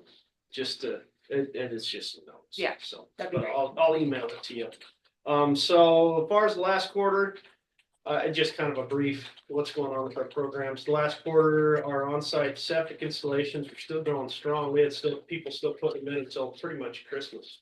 Because the conditions allowed that. Now the ground's frozen, so the on-site septic stuff is slowing down. We did have a contractor in the field last Friday digging test holes in Lower Rock Creek to get some soils information for some engineers to come up with some designs, so. Yeah, I'm not sure what they're using to dig, but they had a big machine out there to be digging holes, so, yeah, so we still have, the development stuff is still going plenty steady. A lot of recreational properties obviously being developed, still a lot of installs in existing subdivisions. Haven't seen much on the subdivision front for a while, which is fine because we still have plenty of available property out there that's changing hands, but lots of people still building, still some focus on some of these mining claims, which are interesting to deal with because they're very unique parcels, every one of them, and they usually have some kind of issue, so. They're look like a good bargain to people, so people snatch them up, and then we get to go try to figure out how the heck to make them work. So, Look what you got. yeah, but we're working on that. Right now we're also currently working with the new owner of the Cornerstone Trailer Court in Drummond. Mark had met him down there, and he's looking at potentially converting some of the actual trailer spaces in that trailer court to put tiny homes on them and be able to rent them out. So it's sort of just shifting that to more long-term rentals, which I think actually is probably a good idea. And it's going to allow people more access to housing down there. I think more affordable housing than having to come up with a trailer or, whatever. So I think that's his long-term goal, is to shift a lot of those into those long-term tiny house, whatever you want to say it, things. So that's kind of positive. I like that because we're getting a little more housing, which is good. last year, we did a lot of plan reviews, especially ownership change stuff in our food service establishments here. Not necessarily a lot of new food service establishments, but some changing of hands. So our food service training, and I've mentioned this before, prior meetings, that every establishment has to have one certified food protection manager is how they refer to it. And basically it means that while the restaurant is operating, there's somebody available that's been through training, food service training. And we have tried a couple of different versions of training for people. We were doing one called Prometric, and we went to go have a class, and Prometric said, "Oh no, we're not doing that training anymore." So we sort of were left in the lurch, and we've looked at other things, and now finally we're gonna go back to ServSafe training, which is what we offered way back and for a long period of time. They're kind of difficult to deal with, but it is the industry standard, this ServSafe. And so our extension agent in Anaconda wants to go through the ServSafe training, become a trainer. And so me and her name's Kayleen Kidwell and Mark are going to go through the ServSafe training and then be able to turn around and offer this training to these establishments and be able to proctor exams. So we're working on that right now. We should have that done at least by the middle to the end of February, and then be offering food service training starting this spring. And I think she intends on starting in Granite County. And then we're gonna, so I mean, even though she's the agent in Deer Lodge County, we're gonna offer it to all three, and she's gonna be able to help offer that training too. So we're looking forward to that coming back online. I think it'll be a good thing. And, and it'll be something where we're basically offering it as cost. We've always just offered it as cost just to get these people trained. So it won't be arduous it'll actually save them money because the alternative is doing it online, which is expensive. So we're going to have that going on. That's really about it going right now. At the next meeting in March, I will have some actual numbers as far as septic permits issued this last year and stuff. We're still sort of auditing the end of the year with all that stuff, but we'll have some hard numbers as far as the development stuff and inspections and those kind of things. So. You got a burn stuff in, so that's good. Yeah, Get yep. piles started. Yeah, we were able to get those burn piles inspected, and the new gentleman here is doing a great job. So yeah, he's really conscientious. He knows there's a gold standard he has to uphold at the landfill. So he's doing well, cracking the whip. So I was able to look at both those burn piles and got that paperwork. Did you tell him Signed last week. I did. You did? Yep. Yeah. Everybody loves the little pat on the back. Yep. I told him he was doing a great job, and he says, "Well, I know that what I have to do. Yeah, I know what's expected of me here." So, Anyway, so he is doing a great job.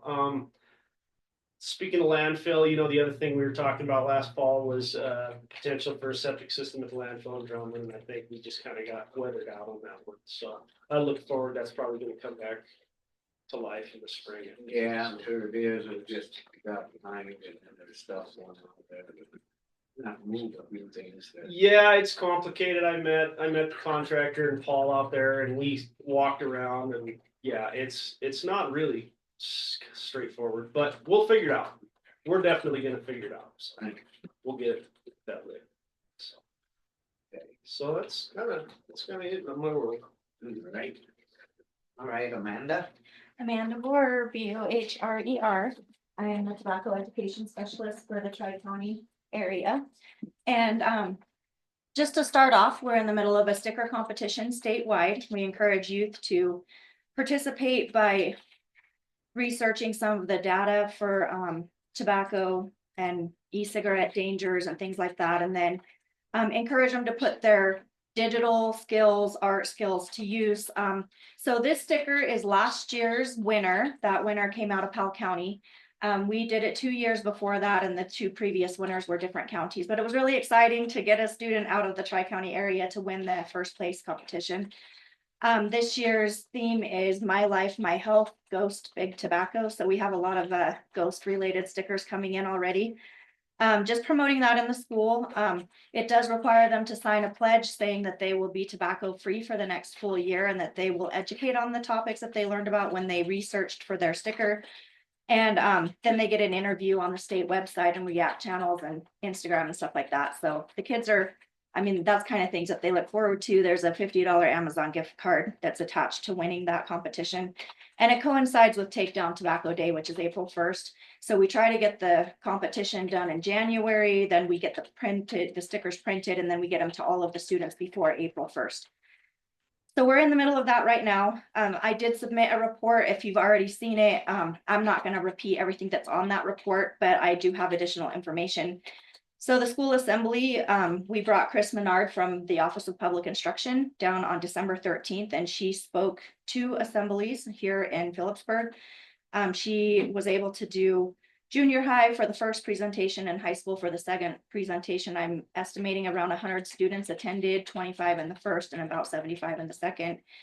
I coordinated that whole thing and got her here, and then I finished off the presentation with youth recruits and upcoming activities and discussions about Minecraft tournaments and things that we can provide education, but you can't, if you advertise that you're going to have a dangers of e-cigarette class after school, this is how many students will show up. So if we say Minecraft tournament and that there's competition for gift cards or something like that, then the students do show up, and then we have other educated youth, because peer-to-peer education is a lot more successful than, you know, adult-to-peer education when it comes to these topics. Other teenagers will present on their personal experience, how they can get help if they'd like to quit. There is in My Life, My Quit program just for youth. So that was exciting to get. I got 3 youth to sign up to be involved in helping plan future events here in the city. The second thing I wanted to report on is the survey. This is what the survey looks like. I think you guys filled this out for me a couple of weeks ago. So there's only 5 questions on it. We aren't identifying really too much of the detail behind it. Customer satisfaction survey is relevant just because it's customers visiting businesses. And so question number 1 is asking them, does secondhand vapor, secondhand smoke bother you when you enter the business? 74% of the 77 surveys that have come in. So I have about 100 surveys, but 77 are actually entered into the pie graph. 74% says it does bother them. 50% on the second question says that it bothers a friend or family member, a loved one, maybe somebody with asthma. The third question says, I just don't like breathing this in while I'm entering a business. 81.8% of the respondents said that that bothers them. Number 4 says, I just don't like seeing it. When I'm driving down Main Street, seeing people stand outside smoking on, you know, a historical street like Phillipsburg, it bothers them. So that was 79.2% who just don't like to look at it. And then the 5th question is, do you think a 30-foot distance ruling would help curb this? And would you be in favor of it? And 79.2% have said yes. So the general public so far is leaning that direction, but we'd like to have at least 200 surveys before we press that any further or do any kind of articles in the newspaper. I do have surveys to pick up from the Forest Service and Healthy Granite Network, and I just got 9 more off your desk up here this morning. So that seems to be going really well. It does take about a year. So, I mean, we've only been collecting surveys for 3 months and we have a pretty good number so far. The third thing I'd like to report on is we are planning an educational lock-in event. It is modeled after the TV series Survivor. It's a lock-in on a Friday. It's March 7th from 10 to 4. We have staggering adult chaperones coming in for 2-hour shifts. It's a partnership between the DUI Task Force, the Medical Center, and Tobacco Education. We're just looking for some more adult chaperones at the moment. We're working on figuring out a solution for transportation from Youth to Drummond to come over to Phillipsburg to attend that activity. We're probably going to do teams of 5 because it's really hard to figure out prizes when you don't know how many kids are going to sign up to come to the event.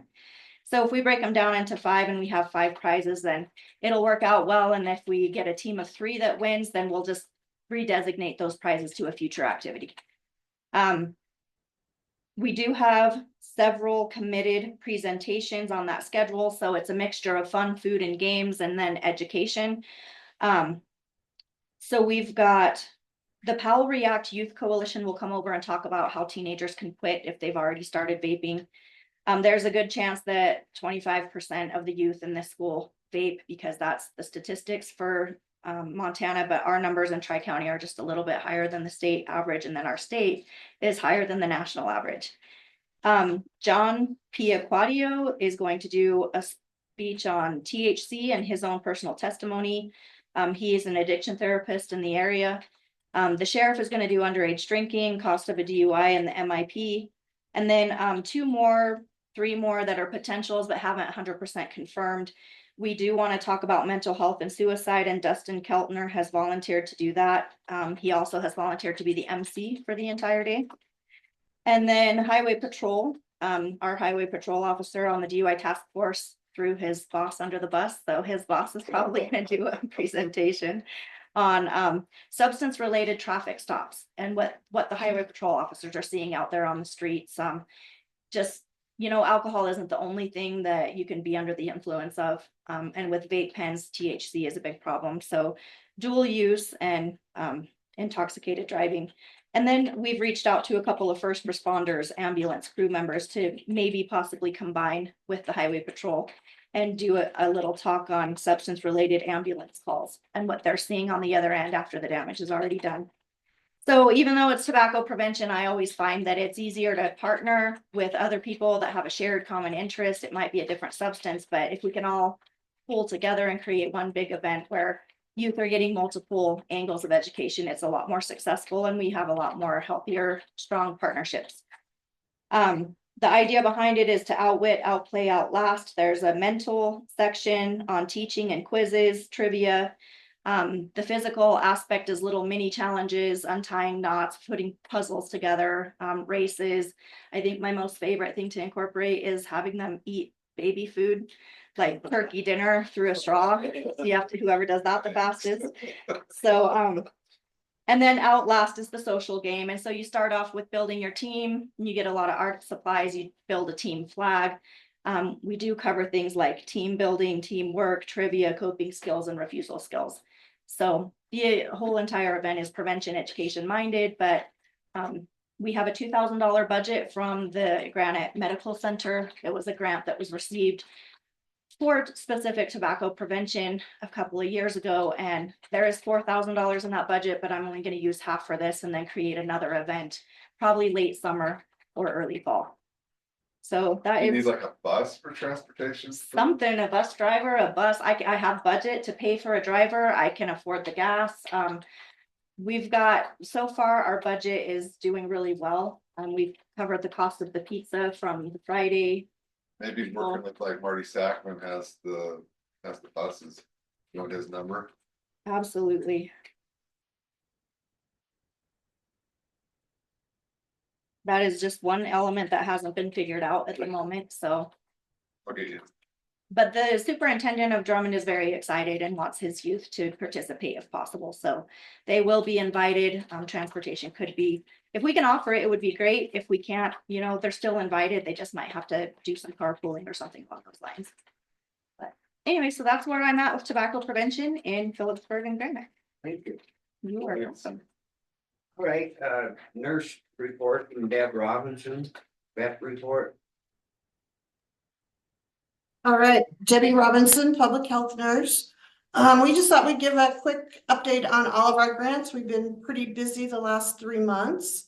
So we'll start with our immunization grant. Our immunization grant is designated towards vaccination efforts. We partnered with Blue Cross Blue Shield van and had a flu day in Granite County. The van always helps us because they can keep our vaccine monitored and they get us from place to place very efficiently. They also pick up the cost of advertising and vaccine for the uninsured people. We did give 107 flu shots and 32 COVID vaccinations. We also went to the schools, the daycare, Georgetown Lake, Phillipsburg, Town Hall, and Drummond. And we also went to a few homes for some homebound people. We have recently applied for and been approved to get vaccine. We will purchase our own vaccines starting now. We'll get some discount rates that will decrease the amount of money that we spend on vaccines. Even though we have a vaccine grant, the one thing that we cannot purchase with our vaccine grant is vaccine. So it's strictly for vaccination efforts. We have started billing in-house, so we're not paying a $300 monthly stipend to someone. It's really enabled us to keep better track of what goes out and what comes in. To date, we have collected this year over $12,000 in insurance claims from our flu shots and COVID shots. So that's coming along very nicely. Jackie finished with credentialing, with Medicaid. We also have a few other credentials out there. We are working with the daycares to look at immunizations. We did review the Phillipsburg and Hall schools. We will be getting them immunized the first week of February, anyone that needs any catch-up dates. We've also renewed our Vaccine for Children contract in 2025, and this is a program that provides free vaccine to public health departments in rural areas. Once again, it just helps offset those costs. We also have maternal child health. So this is a grant that puts together a team. It's kind of a mandatory team that reviews fetal, infant, child, and maternal deaths in our county. We're then required to perform a prevention activity based on our findings. This year in April, the end of April, we will be having a prevention fair in 2 schools. Hall will bring their kids to Drummond. And we have some stakeholders that we've invited, all with a prevention message, and we will essentially be touching every kid in Granite County on that day. We also have to keep track for that grant on race, if a mom is pregnant, what kind of insurance they have. So behind the scenes, Jackie keeps good track of that. We have a workforce development grant. That grant is specifically to pay 55% of the RN wages with a $3,000 stipend, and we're spending that right down. We'll spend every cent of that next quarter. We have a new grant. It's a foundational public health service grant. It's to help improve our organizational competencies. So right now we're working on vision statement, mission statement, our values. We're also looking at some branding with some help. We're going to come up with a nice little logo, some policy and procedures on when and where to use our branding. We're going to be updating a strategic communication and a continuity of operation plan. There is a Board of Health training on April 8th and 9th in Helena. So if any of the commissioners are interested in going to that, we do have a little extra funding to help pay for that. This grant just helps us get started on that pathway to accreditation, which opens up the door for more funding.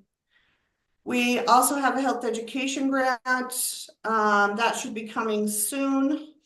We entered this grant late. The state approached us and asked us if we were interested. This is for a program in the schools about bullying, decision-making. It's for the 7th and 8th graders. And we'll get started on that here in the next month or 2. It's called Power Up, Speak Up. And it seems like the schools are excited. The public health department also performs disease surveillance. So we're notified of any communicable disease and we follow up on that. We notify Chad if anything is foodborne or we feel like we need them. CPR classes are always available through public health if anyone needs any CPR training. And I'm going to let Jackie do that. So we submitted our quarterly report on the 14th of January. Again, that has to be done every quarter, and the state tells us what deliverables we have to perform, and then there's some optional ones that we have to do.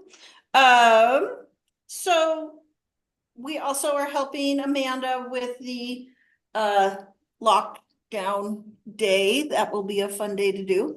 Otherwise, that's about it. We just have to keep working forward. Thank you. Right, there's Dr. Kara Conron.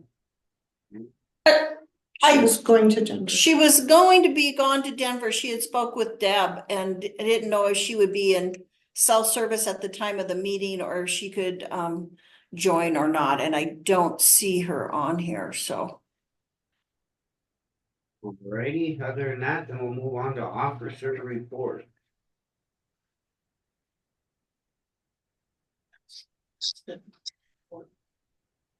She's the only. So, being that Stephen Martin will go to agenda items for next quarterly meeting. So if we could look through those bylaws and we could send them to Miranda for her to push out to you guys, that would be great. Yes, we need to get that done. Sounds good. Anything else? Jackie, this is Chad Lannis. Do you have a copy of that foodborne illness procedure here in the courthouse or just the one that you had sent to me?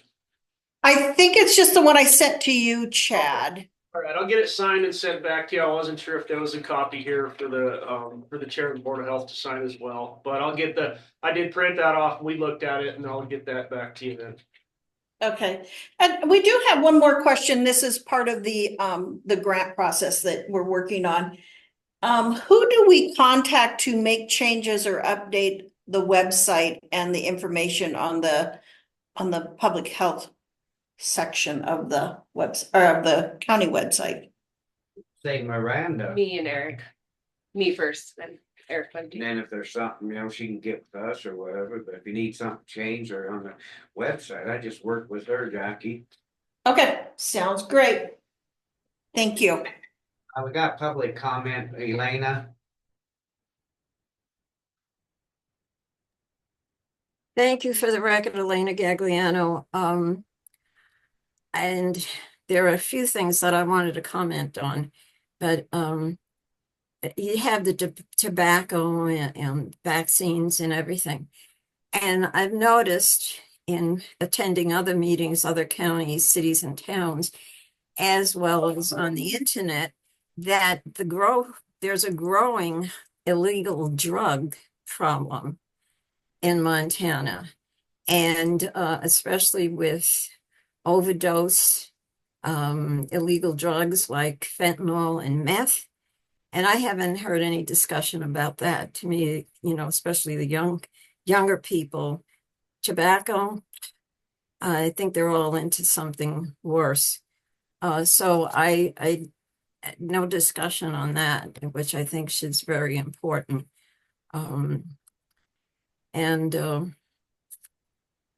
Any decisions on that? And then the website, Jackie, thank you for bringing up the website because no consistency, and I think Miranda needs help in getting stuff up on the website.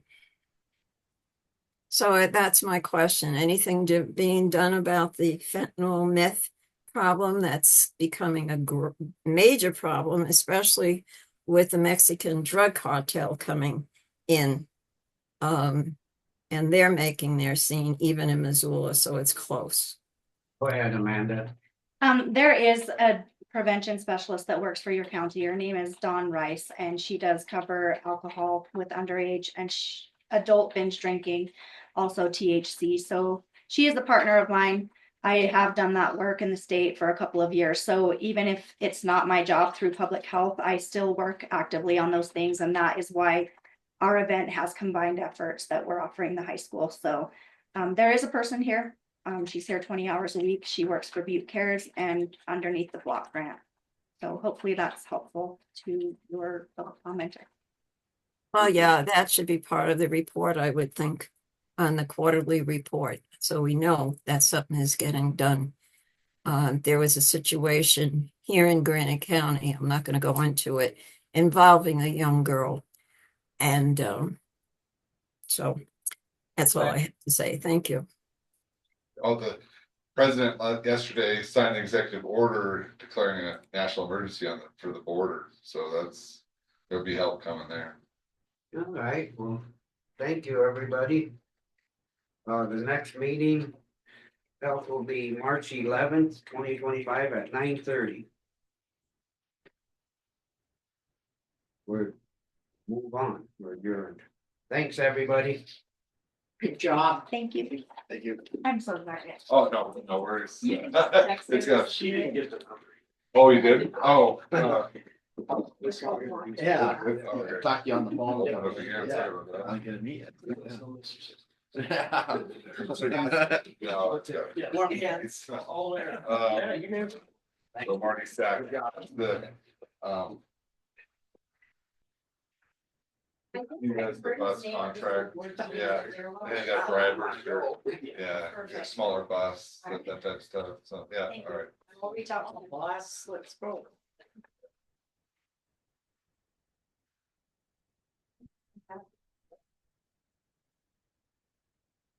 So would that be something, Blaine, that we would ask that alcohol person to, she's not part of our, Yeah, have her, John, I think I have her email, she'll include her on that one.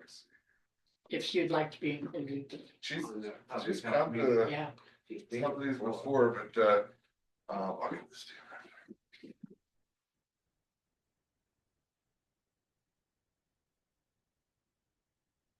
Ever come to the next? She's come to some DUI task force meetings, so she is active. Yeah, she's brought Yeah. stuff and left pamphlets and stuff Yeah. before. I And, think Amanda's brought her. you got medical marijuana and recreational marijuana are legal. Fentanyl and meth, they're really law enforcement. At Gilman, your thoughts there. They're working on it.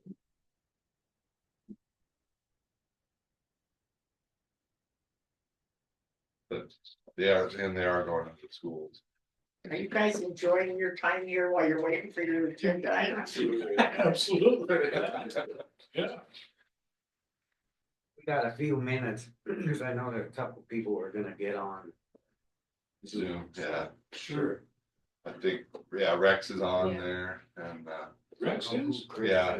Who's Chris? I don't know. He's Dave's attorney, Chris Jones. Oh, yeah, he did call earlier. I don't think Rex will be. He's on Zoom. He is. yeah, I gave him the Zoom link, so his son is gonna help him get on. Is he listed or do you see him? Yeah, his name's up there, he's in, Cause he flew out. yeah, he's in, yesterday. yeah. Yeah.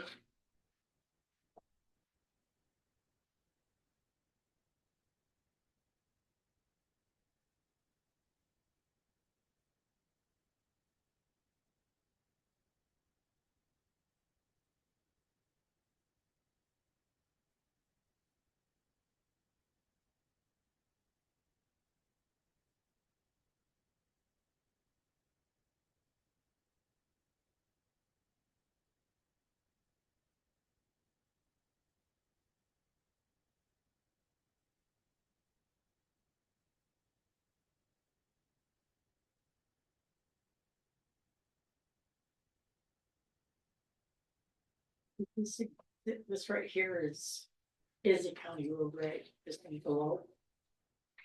Photo worker shows. So. Yeah, and this one is the one we want to vacate, requesting to vacate. Yeah. This is on goes to. Oh, okay. It's your big North property and. District.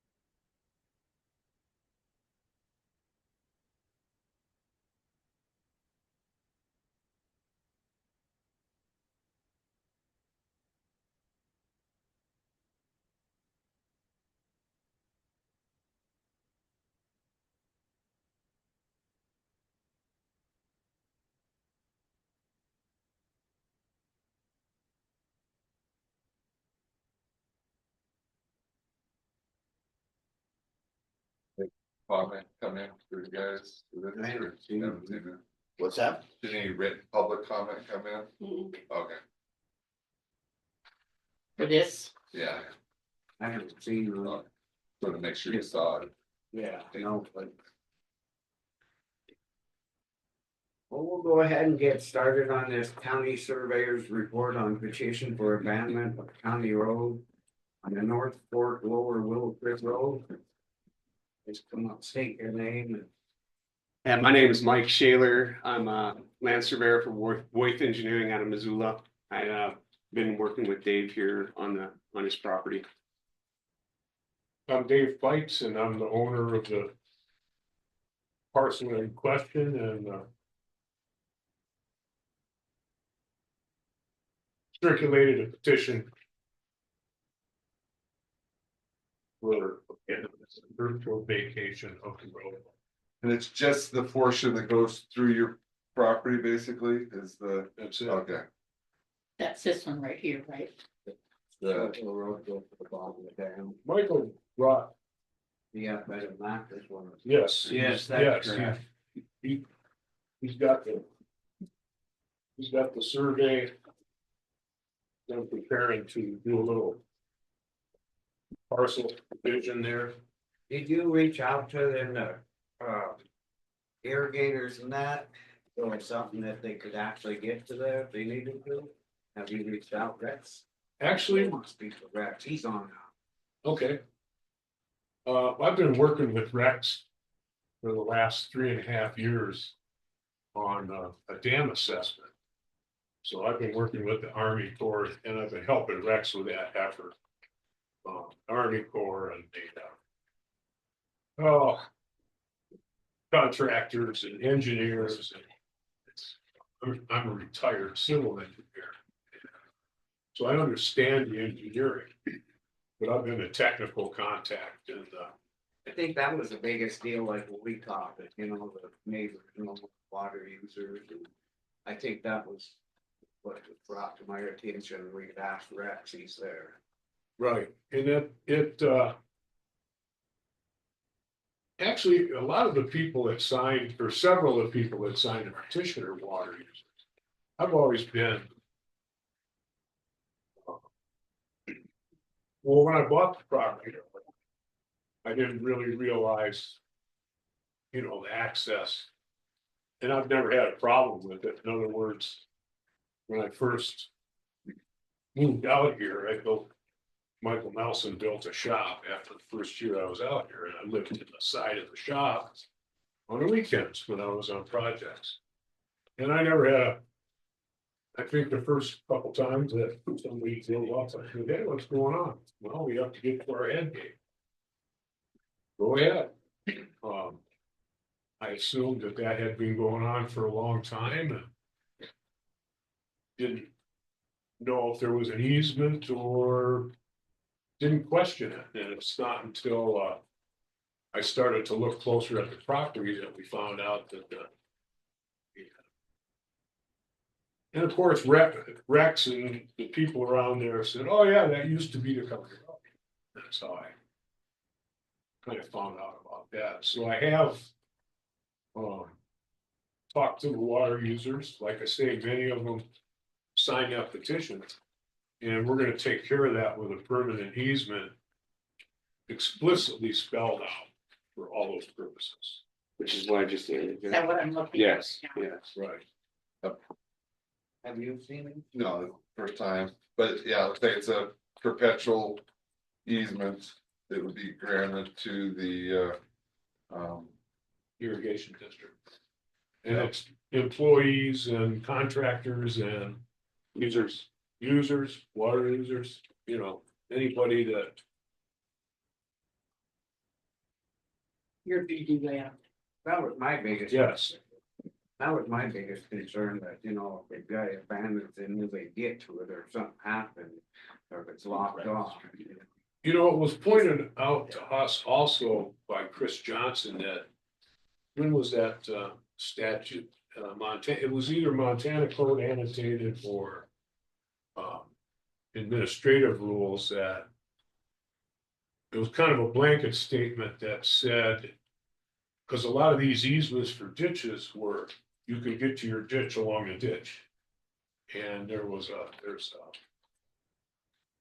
a law, call it a law, there's an entry, I think it's Montana Code annotated. That said, no, if there's another way to access their infrastructure, then you can't impede somebody from doing that. I don't know if Chris is on there. Are you talking about the can't abandon unless there's an alternative access? Is that where?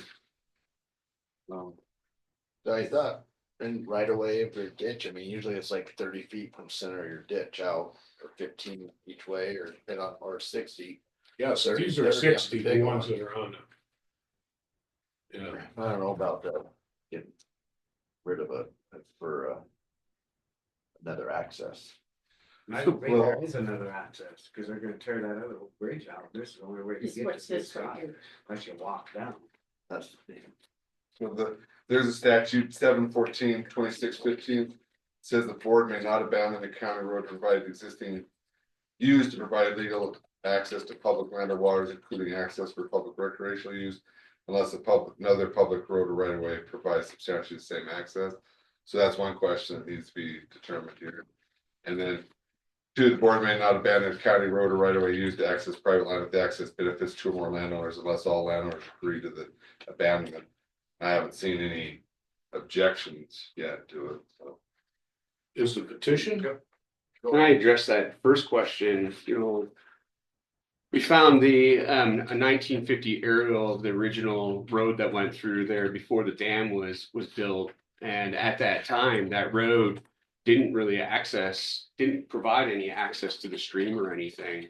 And then the dam was constructed and the road was rerouted around to the south. And so the existing road that's there right now comes up through and now follows the channel, the man-built channel that was at the bottom of the dam. And so that road now currently ends at that toe of that dam. And I think that one of the biggest fears here is public safety. Because the public doesn't need to be accessing that toe of that dam. Of course, the most important thing is that the irrigation district and its users are able to access it, maintain it, and use it. And I think that is Dave's primary focus here is to fix the public safety and to allow users access to that dam through the So my easement. feeling is people that worry about it, they need to get to that ditch or something that, you know, if they're locked out or didn't have a way to get in and do it. That's the biggest complaint I got. Yes, sir. This proposed easement would take care of that issue. I think Rex was trying to raise his hand, sorry. You gotta unmute yourself. Okay, there, thank you. Yeah, I think Dave and I came up with a good proposal that actually, especially for the Lower Willow Creek Irrigation District, actually gives us more rights than probably was there to begin with.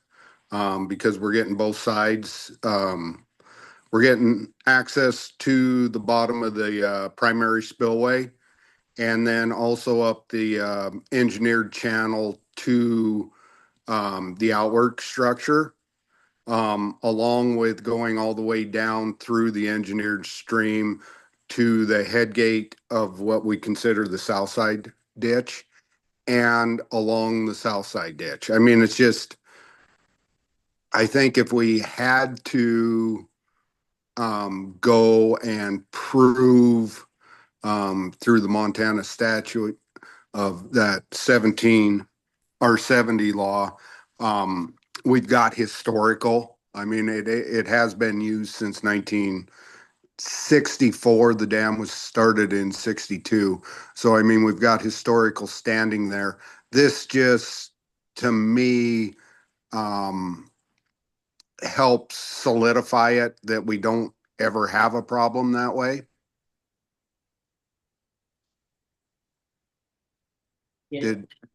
Are you guys able to hear me? Yeah. Okay. Listen, I thought maybe I was just talking to myself for a second. Not this time. Rex, this is Blaine. How are you? Good, Blaine, yourself. Good. Did you hear what, Mike's, is what you had said about, that existing road didn't actually go to the creek? The original road didn't go to the creek? Is that your understanding? That's my understanding, and actually where the creek sets right now was not where the creek was prior to the implementation of the dam. It actually used to run further to the north, kind of on the north side of the valley. And when this project all went in, I don't know if you guys have been up there, but that's a totally engineered stream.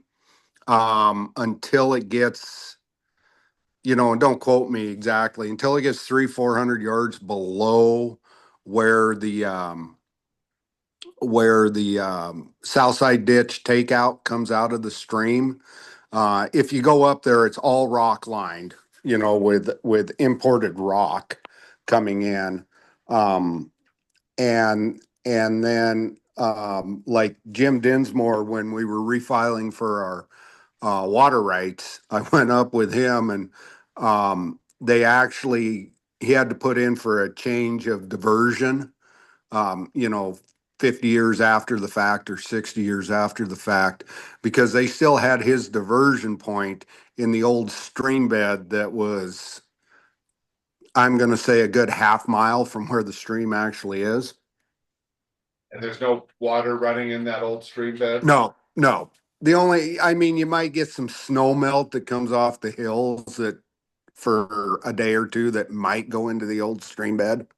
Because the DNR map, some DNR maps still show that stream across the floodplain up against, and it was a water rights meeting up here several years ago.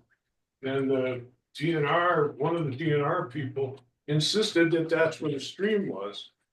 So I helped Jim verify the location of his diversion to get to the DNR, because they showed it where it's dry. They showed it in an old stream channel. Yeah. So, And now I wasn't around when the dam went in, so I'm just going off of historical hearsay or people I think that are honest and explain to me how this went in.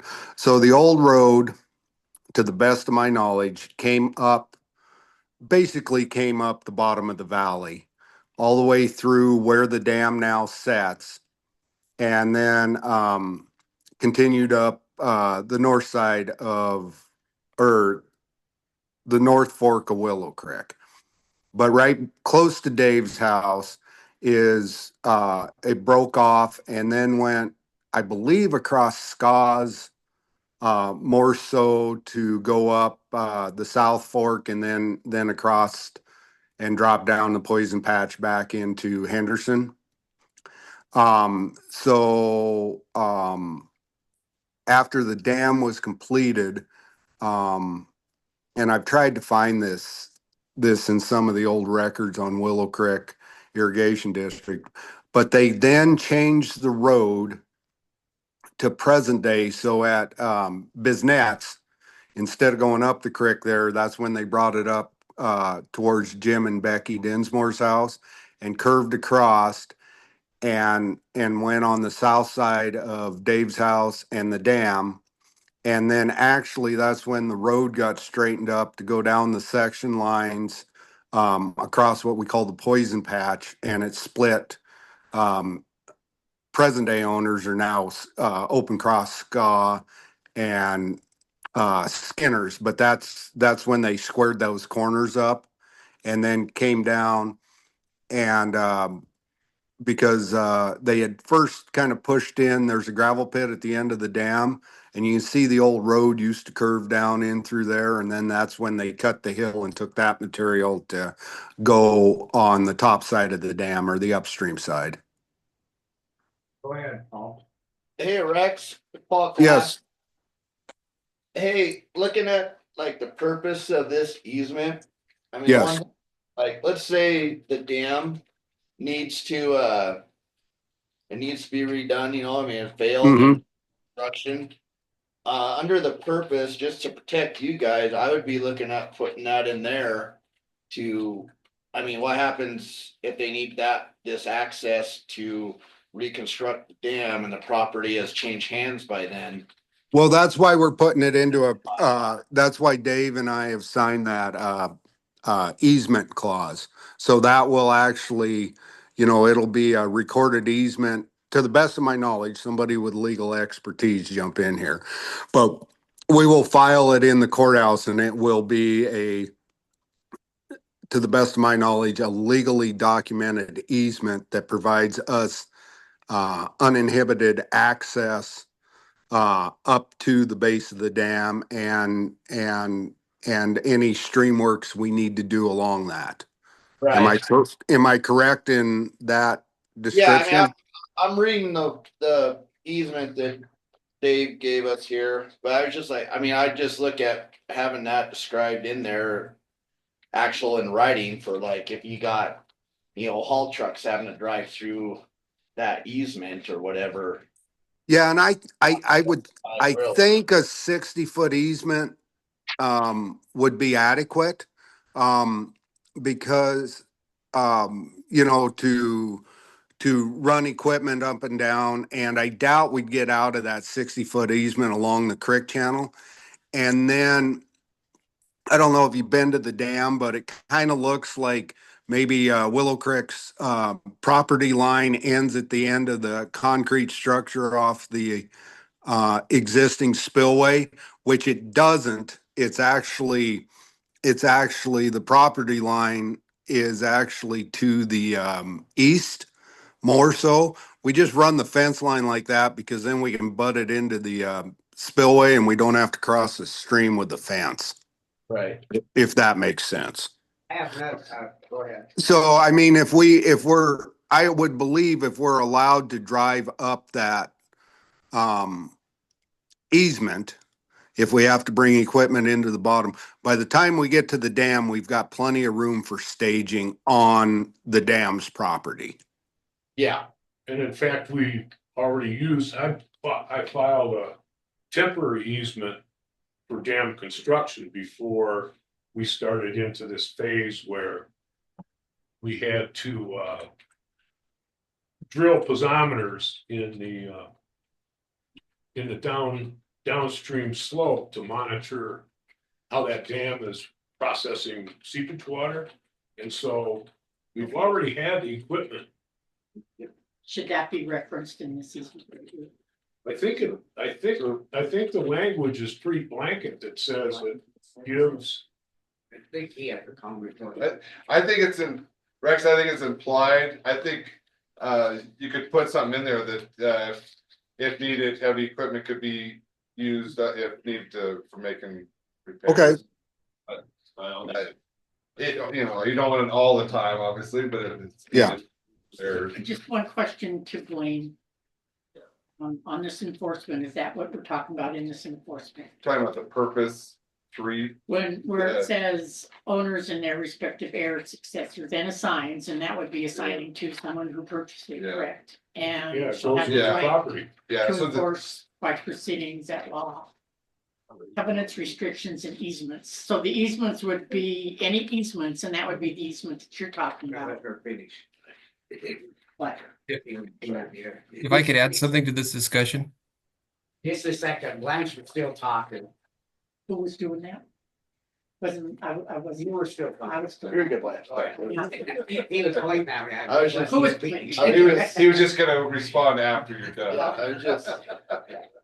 Go ahead. I just want to understand this. Yeah. Okay, just a second, I'm not. Sure. Just not quite getting it. The restrictions and easements, so the easements is talking about that particular easement that you stated is already of record, saying that if it needs repair or whatever, is that what you're talking about? The previous one was intended as a temporary easement. And then as I finally discovered that this was a actually still described as a county road. We'd like it abandoned as a county road, but we're given the irrigation district and the water users. And like I said, a lot of folks that have signed petition are water users and understand. Cause I had to talk to all of them. They've got access and the district has access to all their facilities. Go ahead.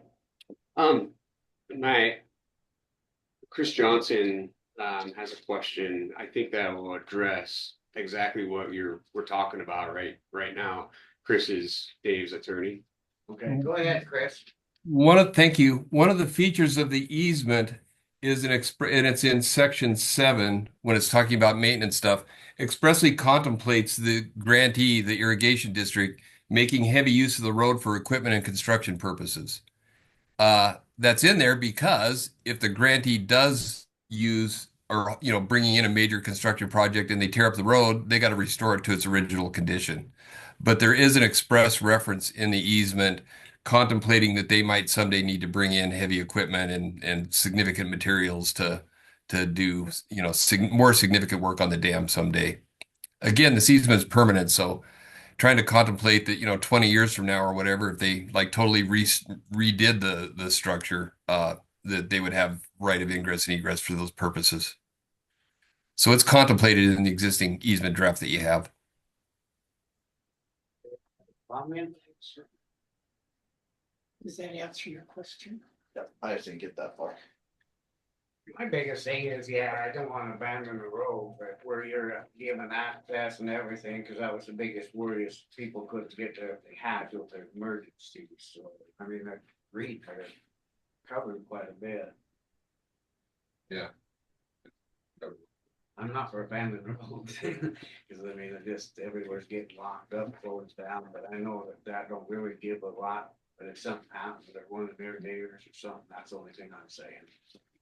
Yeah, and in fact, the road doesn't go anywhere except to the I dam. know, I'm just saying, that's how I feel.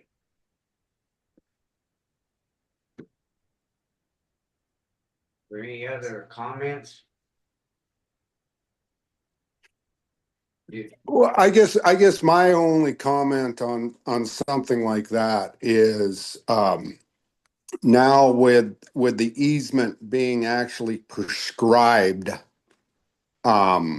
we have what do you want to call it, a known quantity, a known existence of where this road is, if we went actually off of what the old county road used to be, I don't think it would give us actual easement or actually take us to where the new, if you want to call it the new head gate that delivers water to the south side ditch is, comparatively speaking to historical, i.e. When Jim Dinsmore went through the re-adjudication process and the state was headstrong in their aspect of where the old headgate used to be, and that's where it needed to be. But being the stream was altered, it actually came out and he had to get a change of delivery point, which didn't affect any of the other water users, but it compared to historical flows or historical time period, it was in the wrong position. So if we, my thoughts on that was probably historically where the only road was, we wouldn't, and when I say we, as Lower Willow Creek Irrigation District, wouldn't actually have as good a access as what this easement would give us. Does that make sense? Wayne has a comment, actually. Yeah, that makes sense. Thanks. Go for it. Have you talked to any irrigators or landowners that object to this petition at all? I haven't, once there's always there's always objection, I don't know if I'd call them good questioning when you, abandon a road. But I think when I explained what we were getting for an easement to it, they were happier with that, with the easement than they would be with continuing with that as a, a county road of record. Does that make sense? Go ahead, Elena. Thank you, Elena Gagliano. For the record, I hear you mentioning historical information and data. I was just wondering, is Linda Bork from the planner here? Since is she at this meeting now? Could she be the one to ask questions? I would think.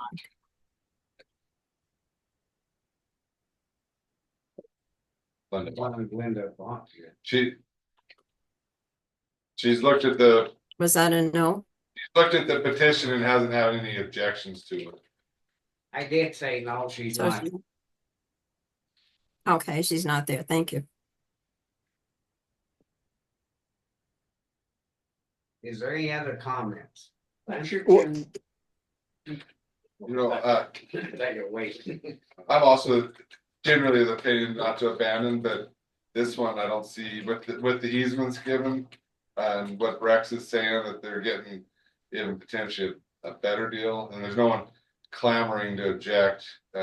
So I mean, it's your decision if if you feel it's needed, but Would you wait until they got this filed before we abandon? yeah, I would, well, you could do a motion today to continue with the abandonment, subject to that being that easement document being recorded.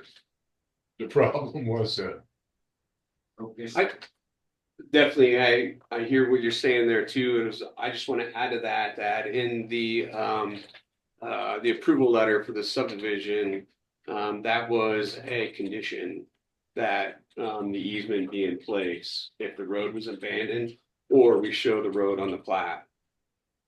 So I believe the board, I believe your opinions are protected with that statement and that, with that approval. Okay, question Well, for you. I think that's two separate, I'd look at that as Okay. two separate Yeah, I was issues, just gonna yeah, say yeah, subdivision, where did we get subdivision? Is this so, a subdivision, potential subdivision going? yeah.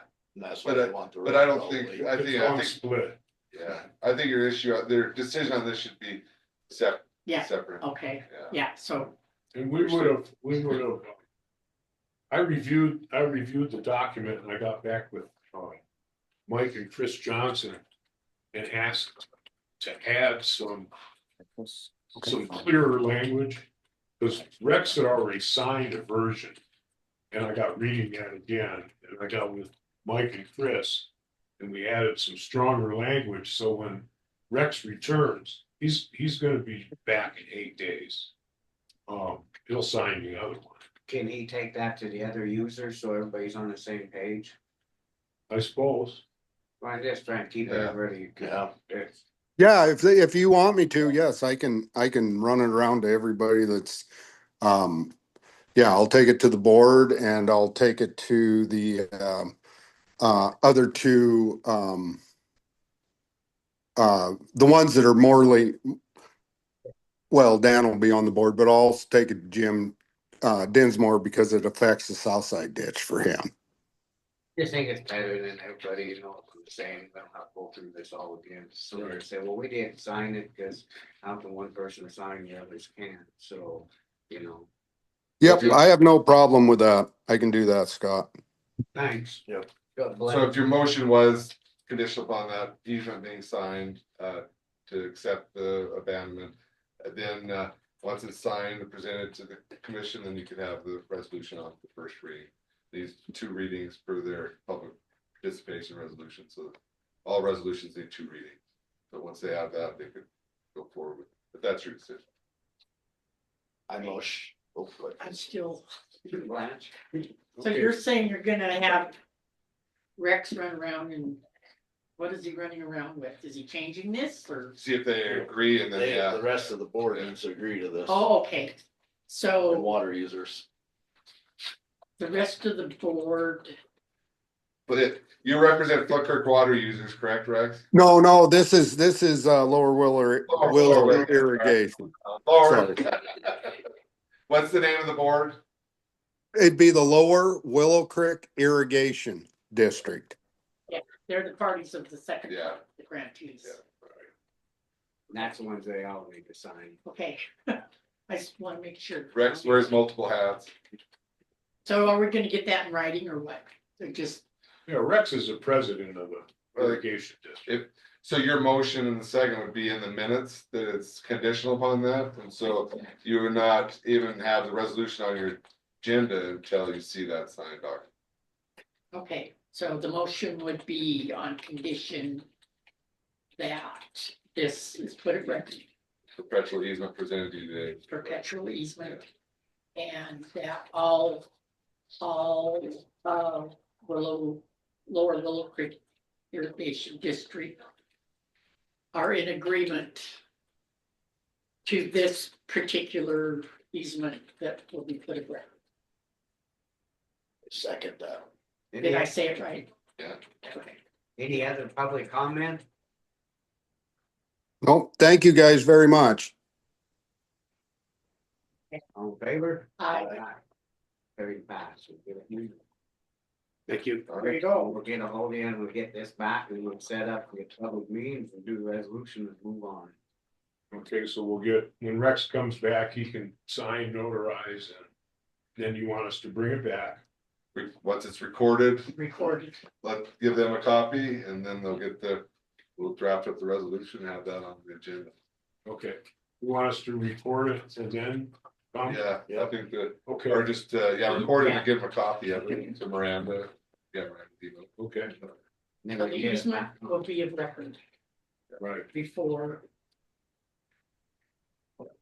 After decision.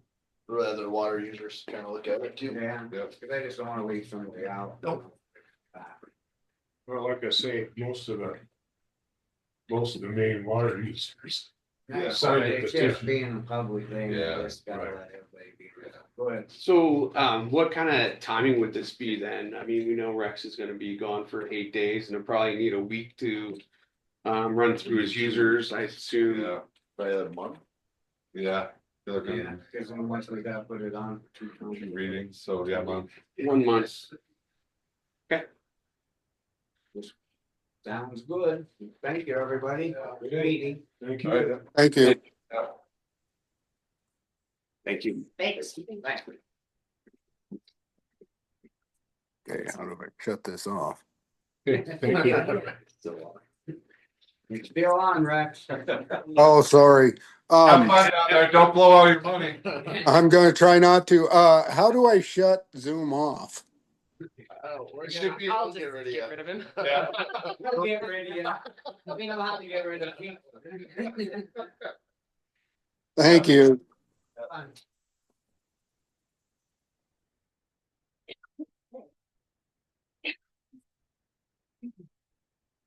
Thank you.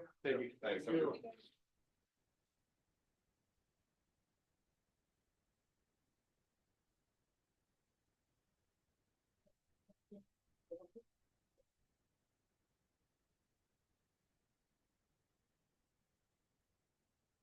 What are you looking at? This one. Oh, that's another access to the people use that one. The Can public. we shut off for this little bit?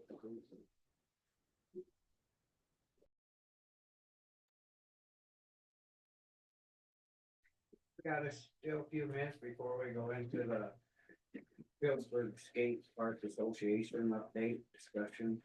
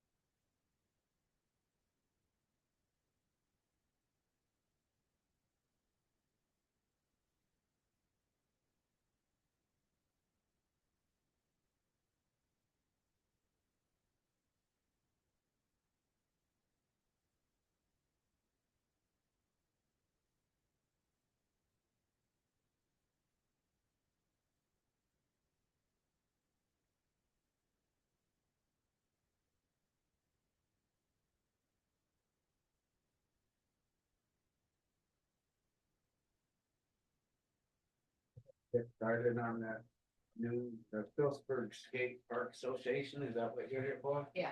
Did you state your name? Come on up. You said, sorry. Sit here, Yeah. recovering from a knee operation. So, my name's Ruby Kickert, and I'm chair of the Phillipsburg Skate Park Association.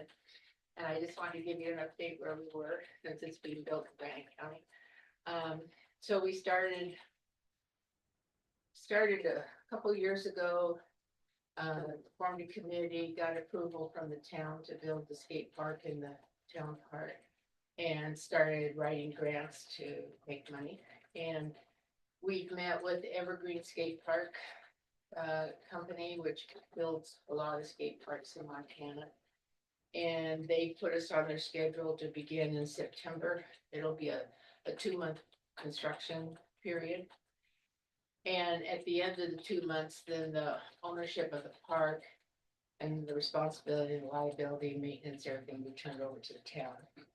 And our association will probably continue in some capacity to find free skateboards for kids or lessons or things like that. The cost of the park that we're looking at, well, I really wanted to make sure we had a park that was for all ages. So it'll have what's called a pump track. I don't know what that was before, but it's a big track and it's got like bumps in it and stuff. The kids can ride their scooters or bicycles, stuff like that. And then it'll also have some big bowls for more experienced skaters to use or for BMX bikes. And we're hoping, I talked to Superior, they've done this pretty successful. It's 1 day a month. They close it and open it just to remote control cars. So people or kids that have those can come use them too. And actual inline skates can use those. So it costs $300,000 and we've raised $250,000. And I have some grants in that are pending, so I think we'll easily meet our goal by October or September. Where's this from? You know, the Zane Murphy Park, town park. It'll be over the baseball fields there, and it'll be kind of in line with the baseball field, but up more towards the road. North of the baseball or the. North of the baseball field, where there's like a mining cart or something up there, kind of in that area. It depends on the drainage and things, but that's where the town has said that we could build it. That was town ground? Yeah, town park. City park, yeah.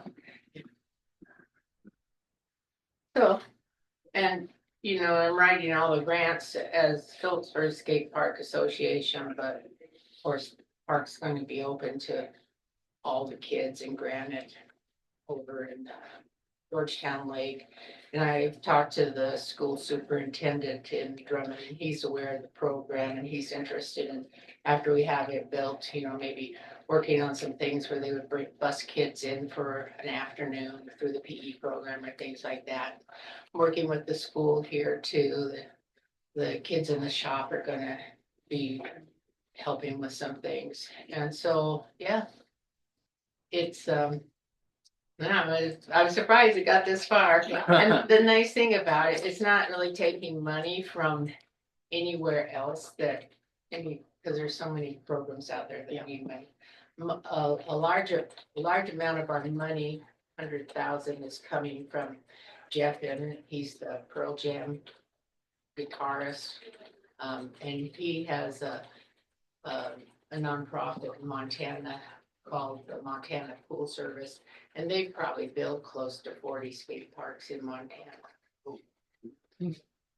Yeah, and I'm working with the Department of Tourism right now because obviously at my age, the reason I got interested is because took my kids on RV trips, my grandkids, and they liked being in the places where they could use a skate park. But yeah, I didn't know anything about it, and now I see how many people are still interested in it. And the thing that's interesting as far as promoting it as tourism is that people that started when they were young and now they're like in their forties and fifties, even sixties, are still doing this. And they're still coming. And of course, they have the flexible time and the money to travel around to these different communities, visiting them. So once we're finished, then there'll be one. There's one in Clinton. Well, they're all up that way down the Bay Route, but then there'll be us and then Anaconda and Deer Lodge. Butte has one, so it could be kind of a circle thing. Skate park. Oh. So I have a question on it, and I just might be a little dumb. On a skate park theme, do they have like themes for skate parks? For example, I don't know if anybody's been to the park in Butte. It's not a skate park, it's a park and it gears to the mining industry. Okay, and they have this like big ore truck things that you can climb all over. So is there anything that the designer would make unique to our county? Well, I know what you're talking about, by where the pool is. The swimming pool. Yeah. Yeah, that's really nice. Yeah. Well, they're only gonna build the park, I mean, the actual concrete part. And then the rest of that is up to us, and that's why I'm working with the school to see maybe some ideas the kids might have, you know. I'll have some extra money I could give them for materials to actually weld a sign or something. And we're just starting with the sponsorship part of the program. And what we were looking at doing there was naming it after some of the ski runs at Disco. But I mean, if you have any other suggestions, I could take it back to the committee. And I don't know, I really don't know what particularly is gonna be. Yeah, I don't know, you just seen their little, the school park, how unique that is. Yeah, I'm just thinking if there was, because our industry was mining at one point and ranching and logging.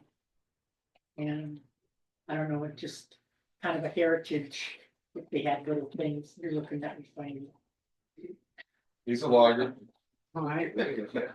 no, I think that's a good idea. That- Yeah, I mean, just something to make it unique where people coming in as tourists realize this is different because it's unique to our area and our industry. I don't know, it just, No, I think it's a great idea. The money I'm currently raising right now is real specific. It has to be used for construction.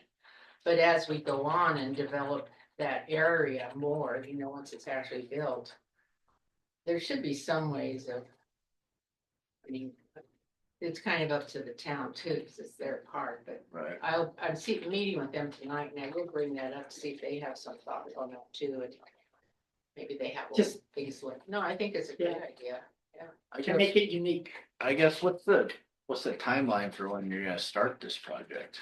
September. Except this fall. Uh-huh. Cool. It takes 2 months. County does have some park funds. Something to think about too. She said she Not had very that much. You guys are the ones bringing up ideas. We don't have, Pittsburgh blaming it. I mean, we don't have any money for the things you're talking Yeah. about. Or for benches or things like that, you know, that'll have to come later. Right. Like I said, this money that we're getting is specifically for building the park itself. So, you know, we have time to think about that design and what it might look like, and after it's built in October. You know, I mean, I think it's really good to make it unique for P-Bird. And they're gonna try, Evergreen's trying to make the actual skate park unique, so it won't be like skating at other parks and stuff, so. Righty, well, thanks for the update. Okay. Good luck, yeah. Okay. Great project. I don't want to put you on the spot, but since he said that. I knew.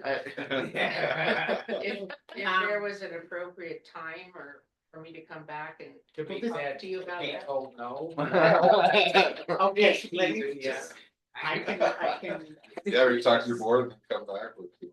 Yeah, yeah. I mean, I know it's hard because, and that's why I just wanted you guys to know that it's really happening, because, you know, when we first started talking about it, people just kind of roll their eyes, but I am just amazed at how many people, like adult people have come up to me and said, oh, I used to be a skater. I want my kids to do that, you know, like, this would be really good. We have a public comment too. Go ahead, Elena. Oh,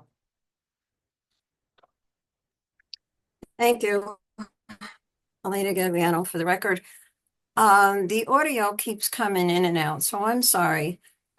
Did you present this to the town of Phillipsburg? And how are they going along with it? And since it is in the town boundaries, and so this would be just a letter of support from the county that you're looking for, is that correct?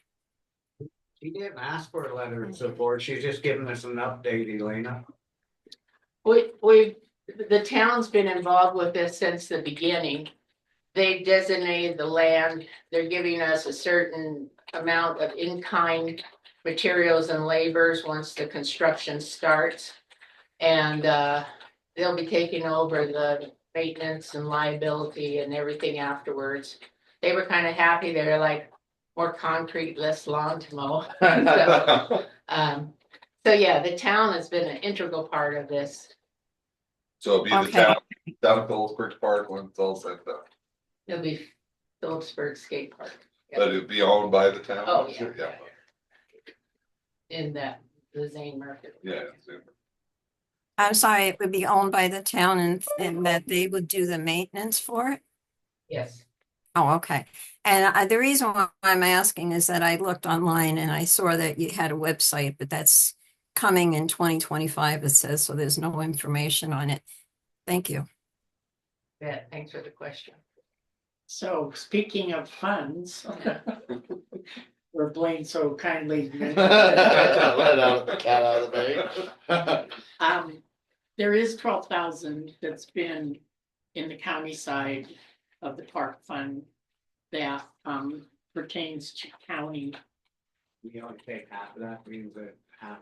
No, the money, we've distributed the money to the towns of Drummond and the towns of Phillipsburg. We split it 3 ways. And the monies that were for the town of Drummond and the town of Phillipsburg are monies that, because it was parks in their area, this is actually for county.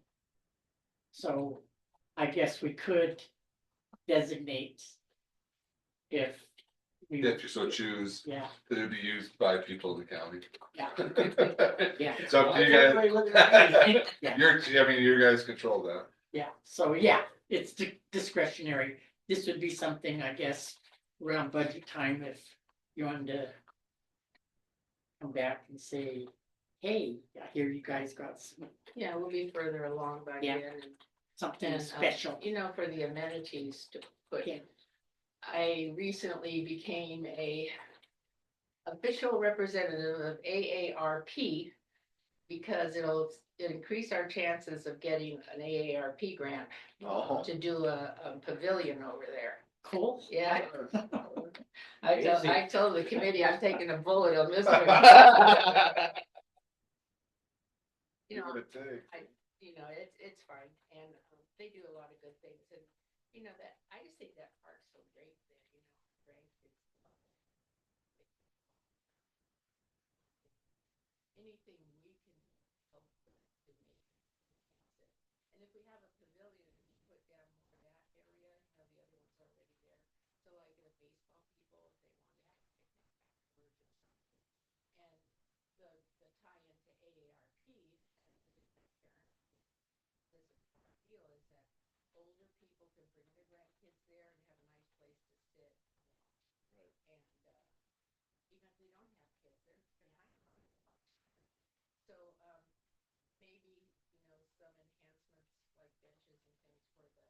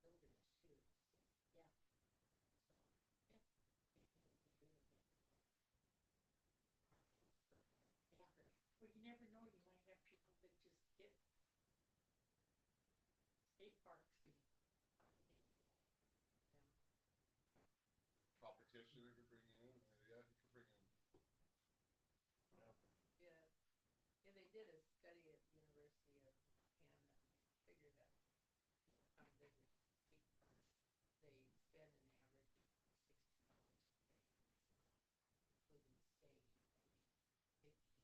Yeah. We already have cross. Cause I could see squeezing from our packet, started this voice. Area right at their skate park. And there's a lot of families, I mean, I didn't know about this before, but that's what they do, they travel around for skate parks.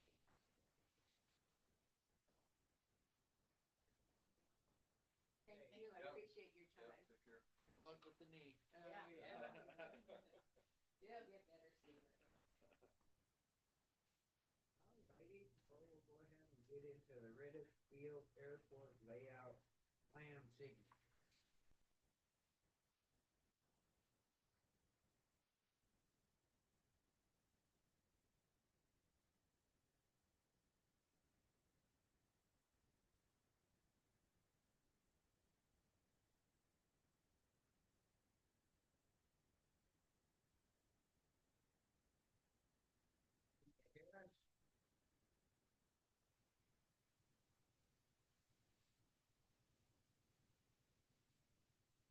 He can't hear.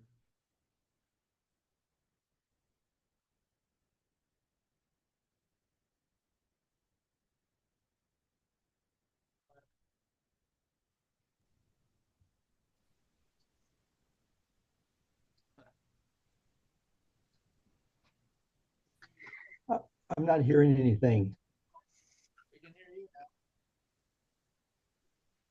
Can't hear us. I can't hear you guys.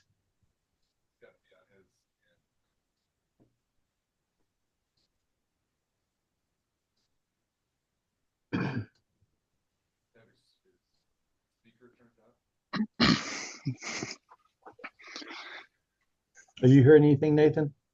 I can hear them just a little bit. It just Just a seems, little bit. I was yeah, hearing it just earlier. kind of quiet from their end. So I know Blanche is muted. Yeah, I think it's on the Granite County feed. I think that's where the microphone is at the moment. Yeah, and I was hearing it earlier. I didn't have any problems, but about 5 minutes ago, I stopped hearing anything. Can you hear us? Yep, I can hear very, that. very slightly. Maybe getting like closing it out and going back. That's what I would do. Yeah, but yeah. So Elena has her hand raised. I would just get out of the meeting and get back in, but. Okay, we're gonna get out of the meeting, come back in, and I'll get with you, Elena.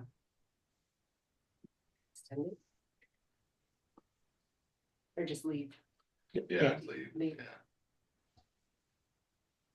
Our recording stopped and started again, maybe.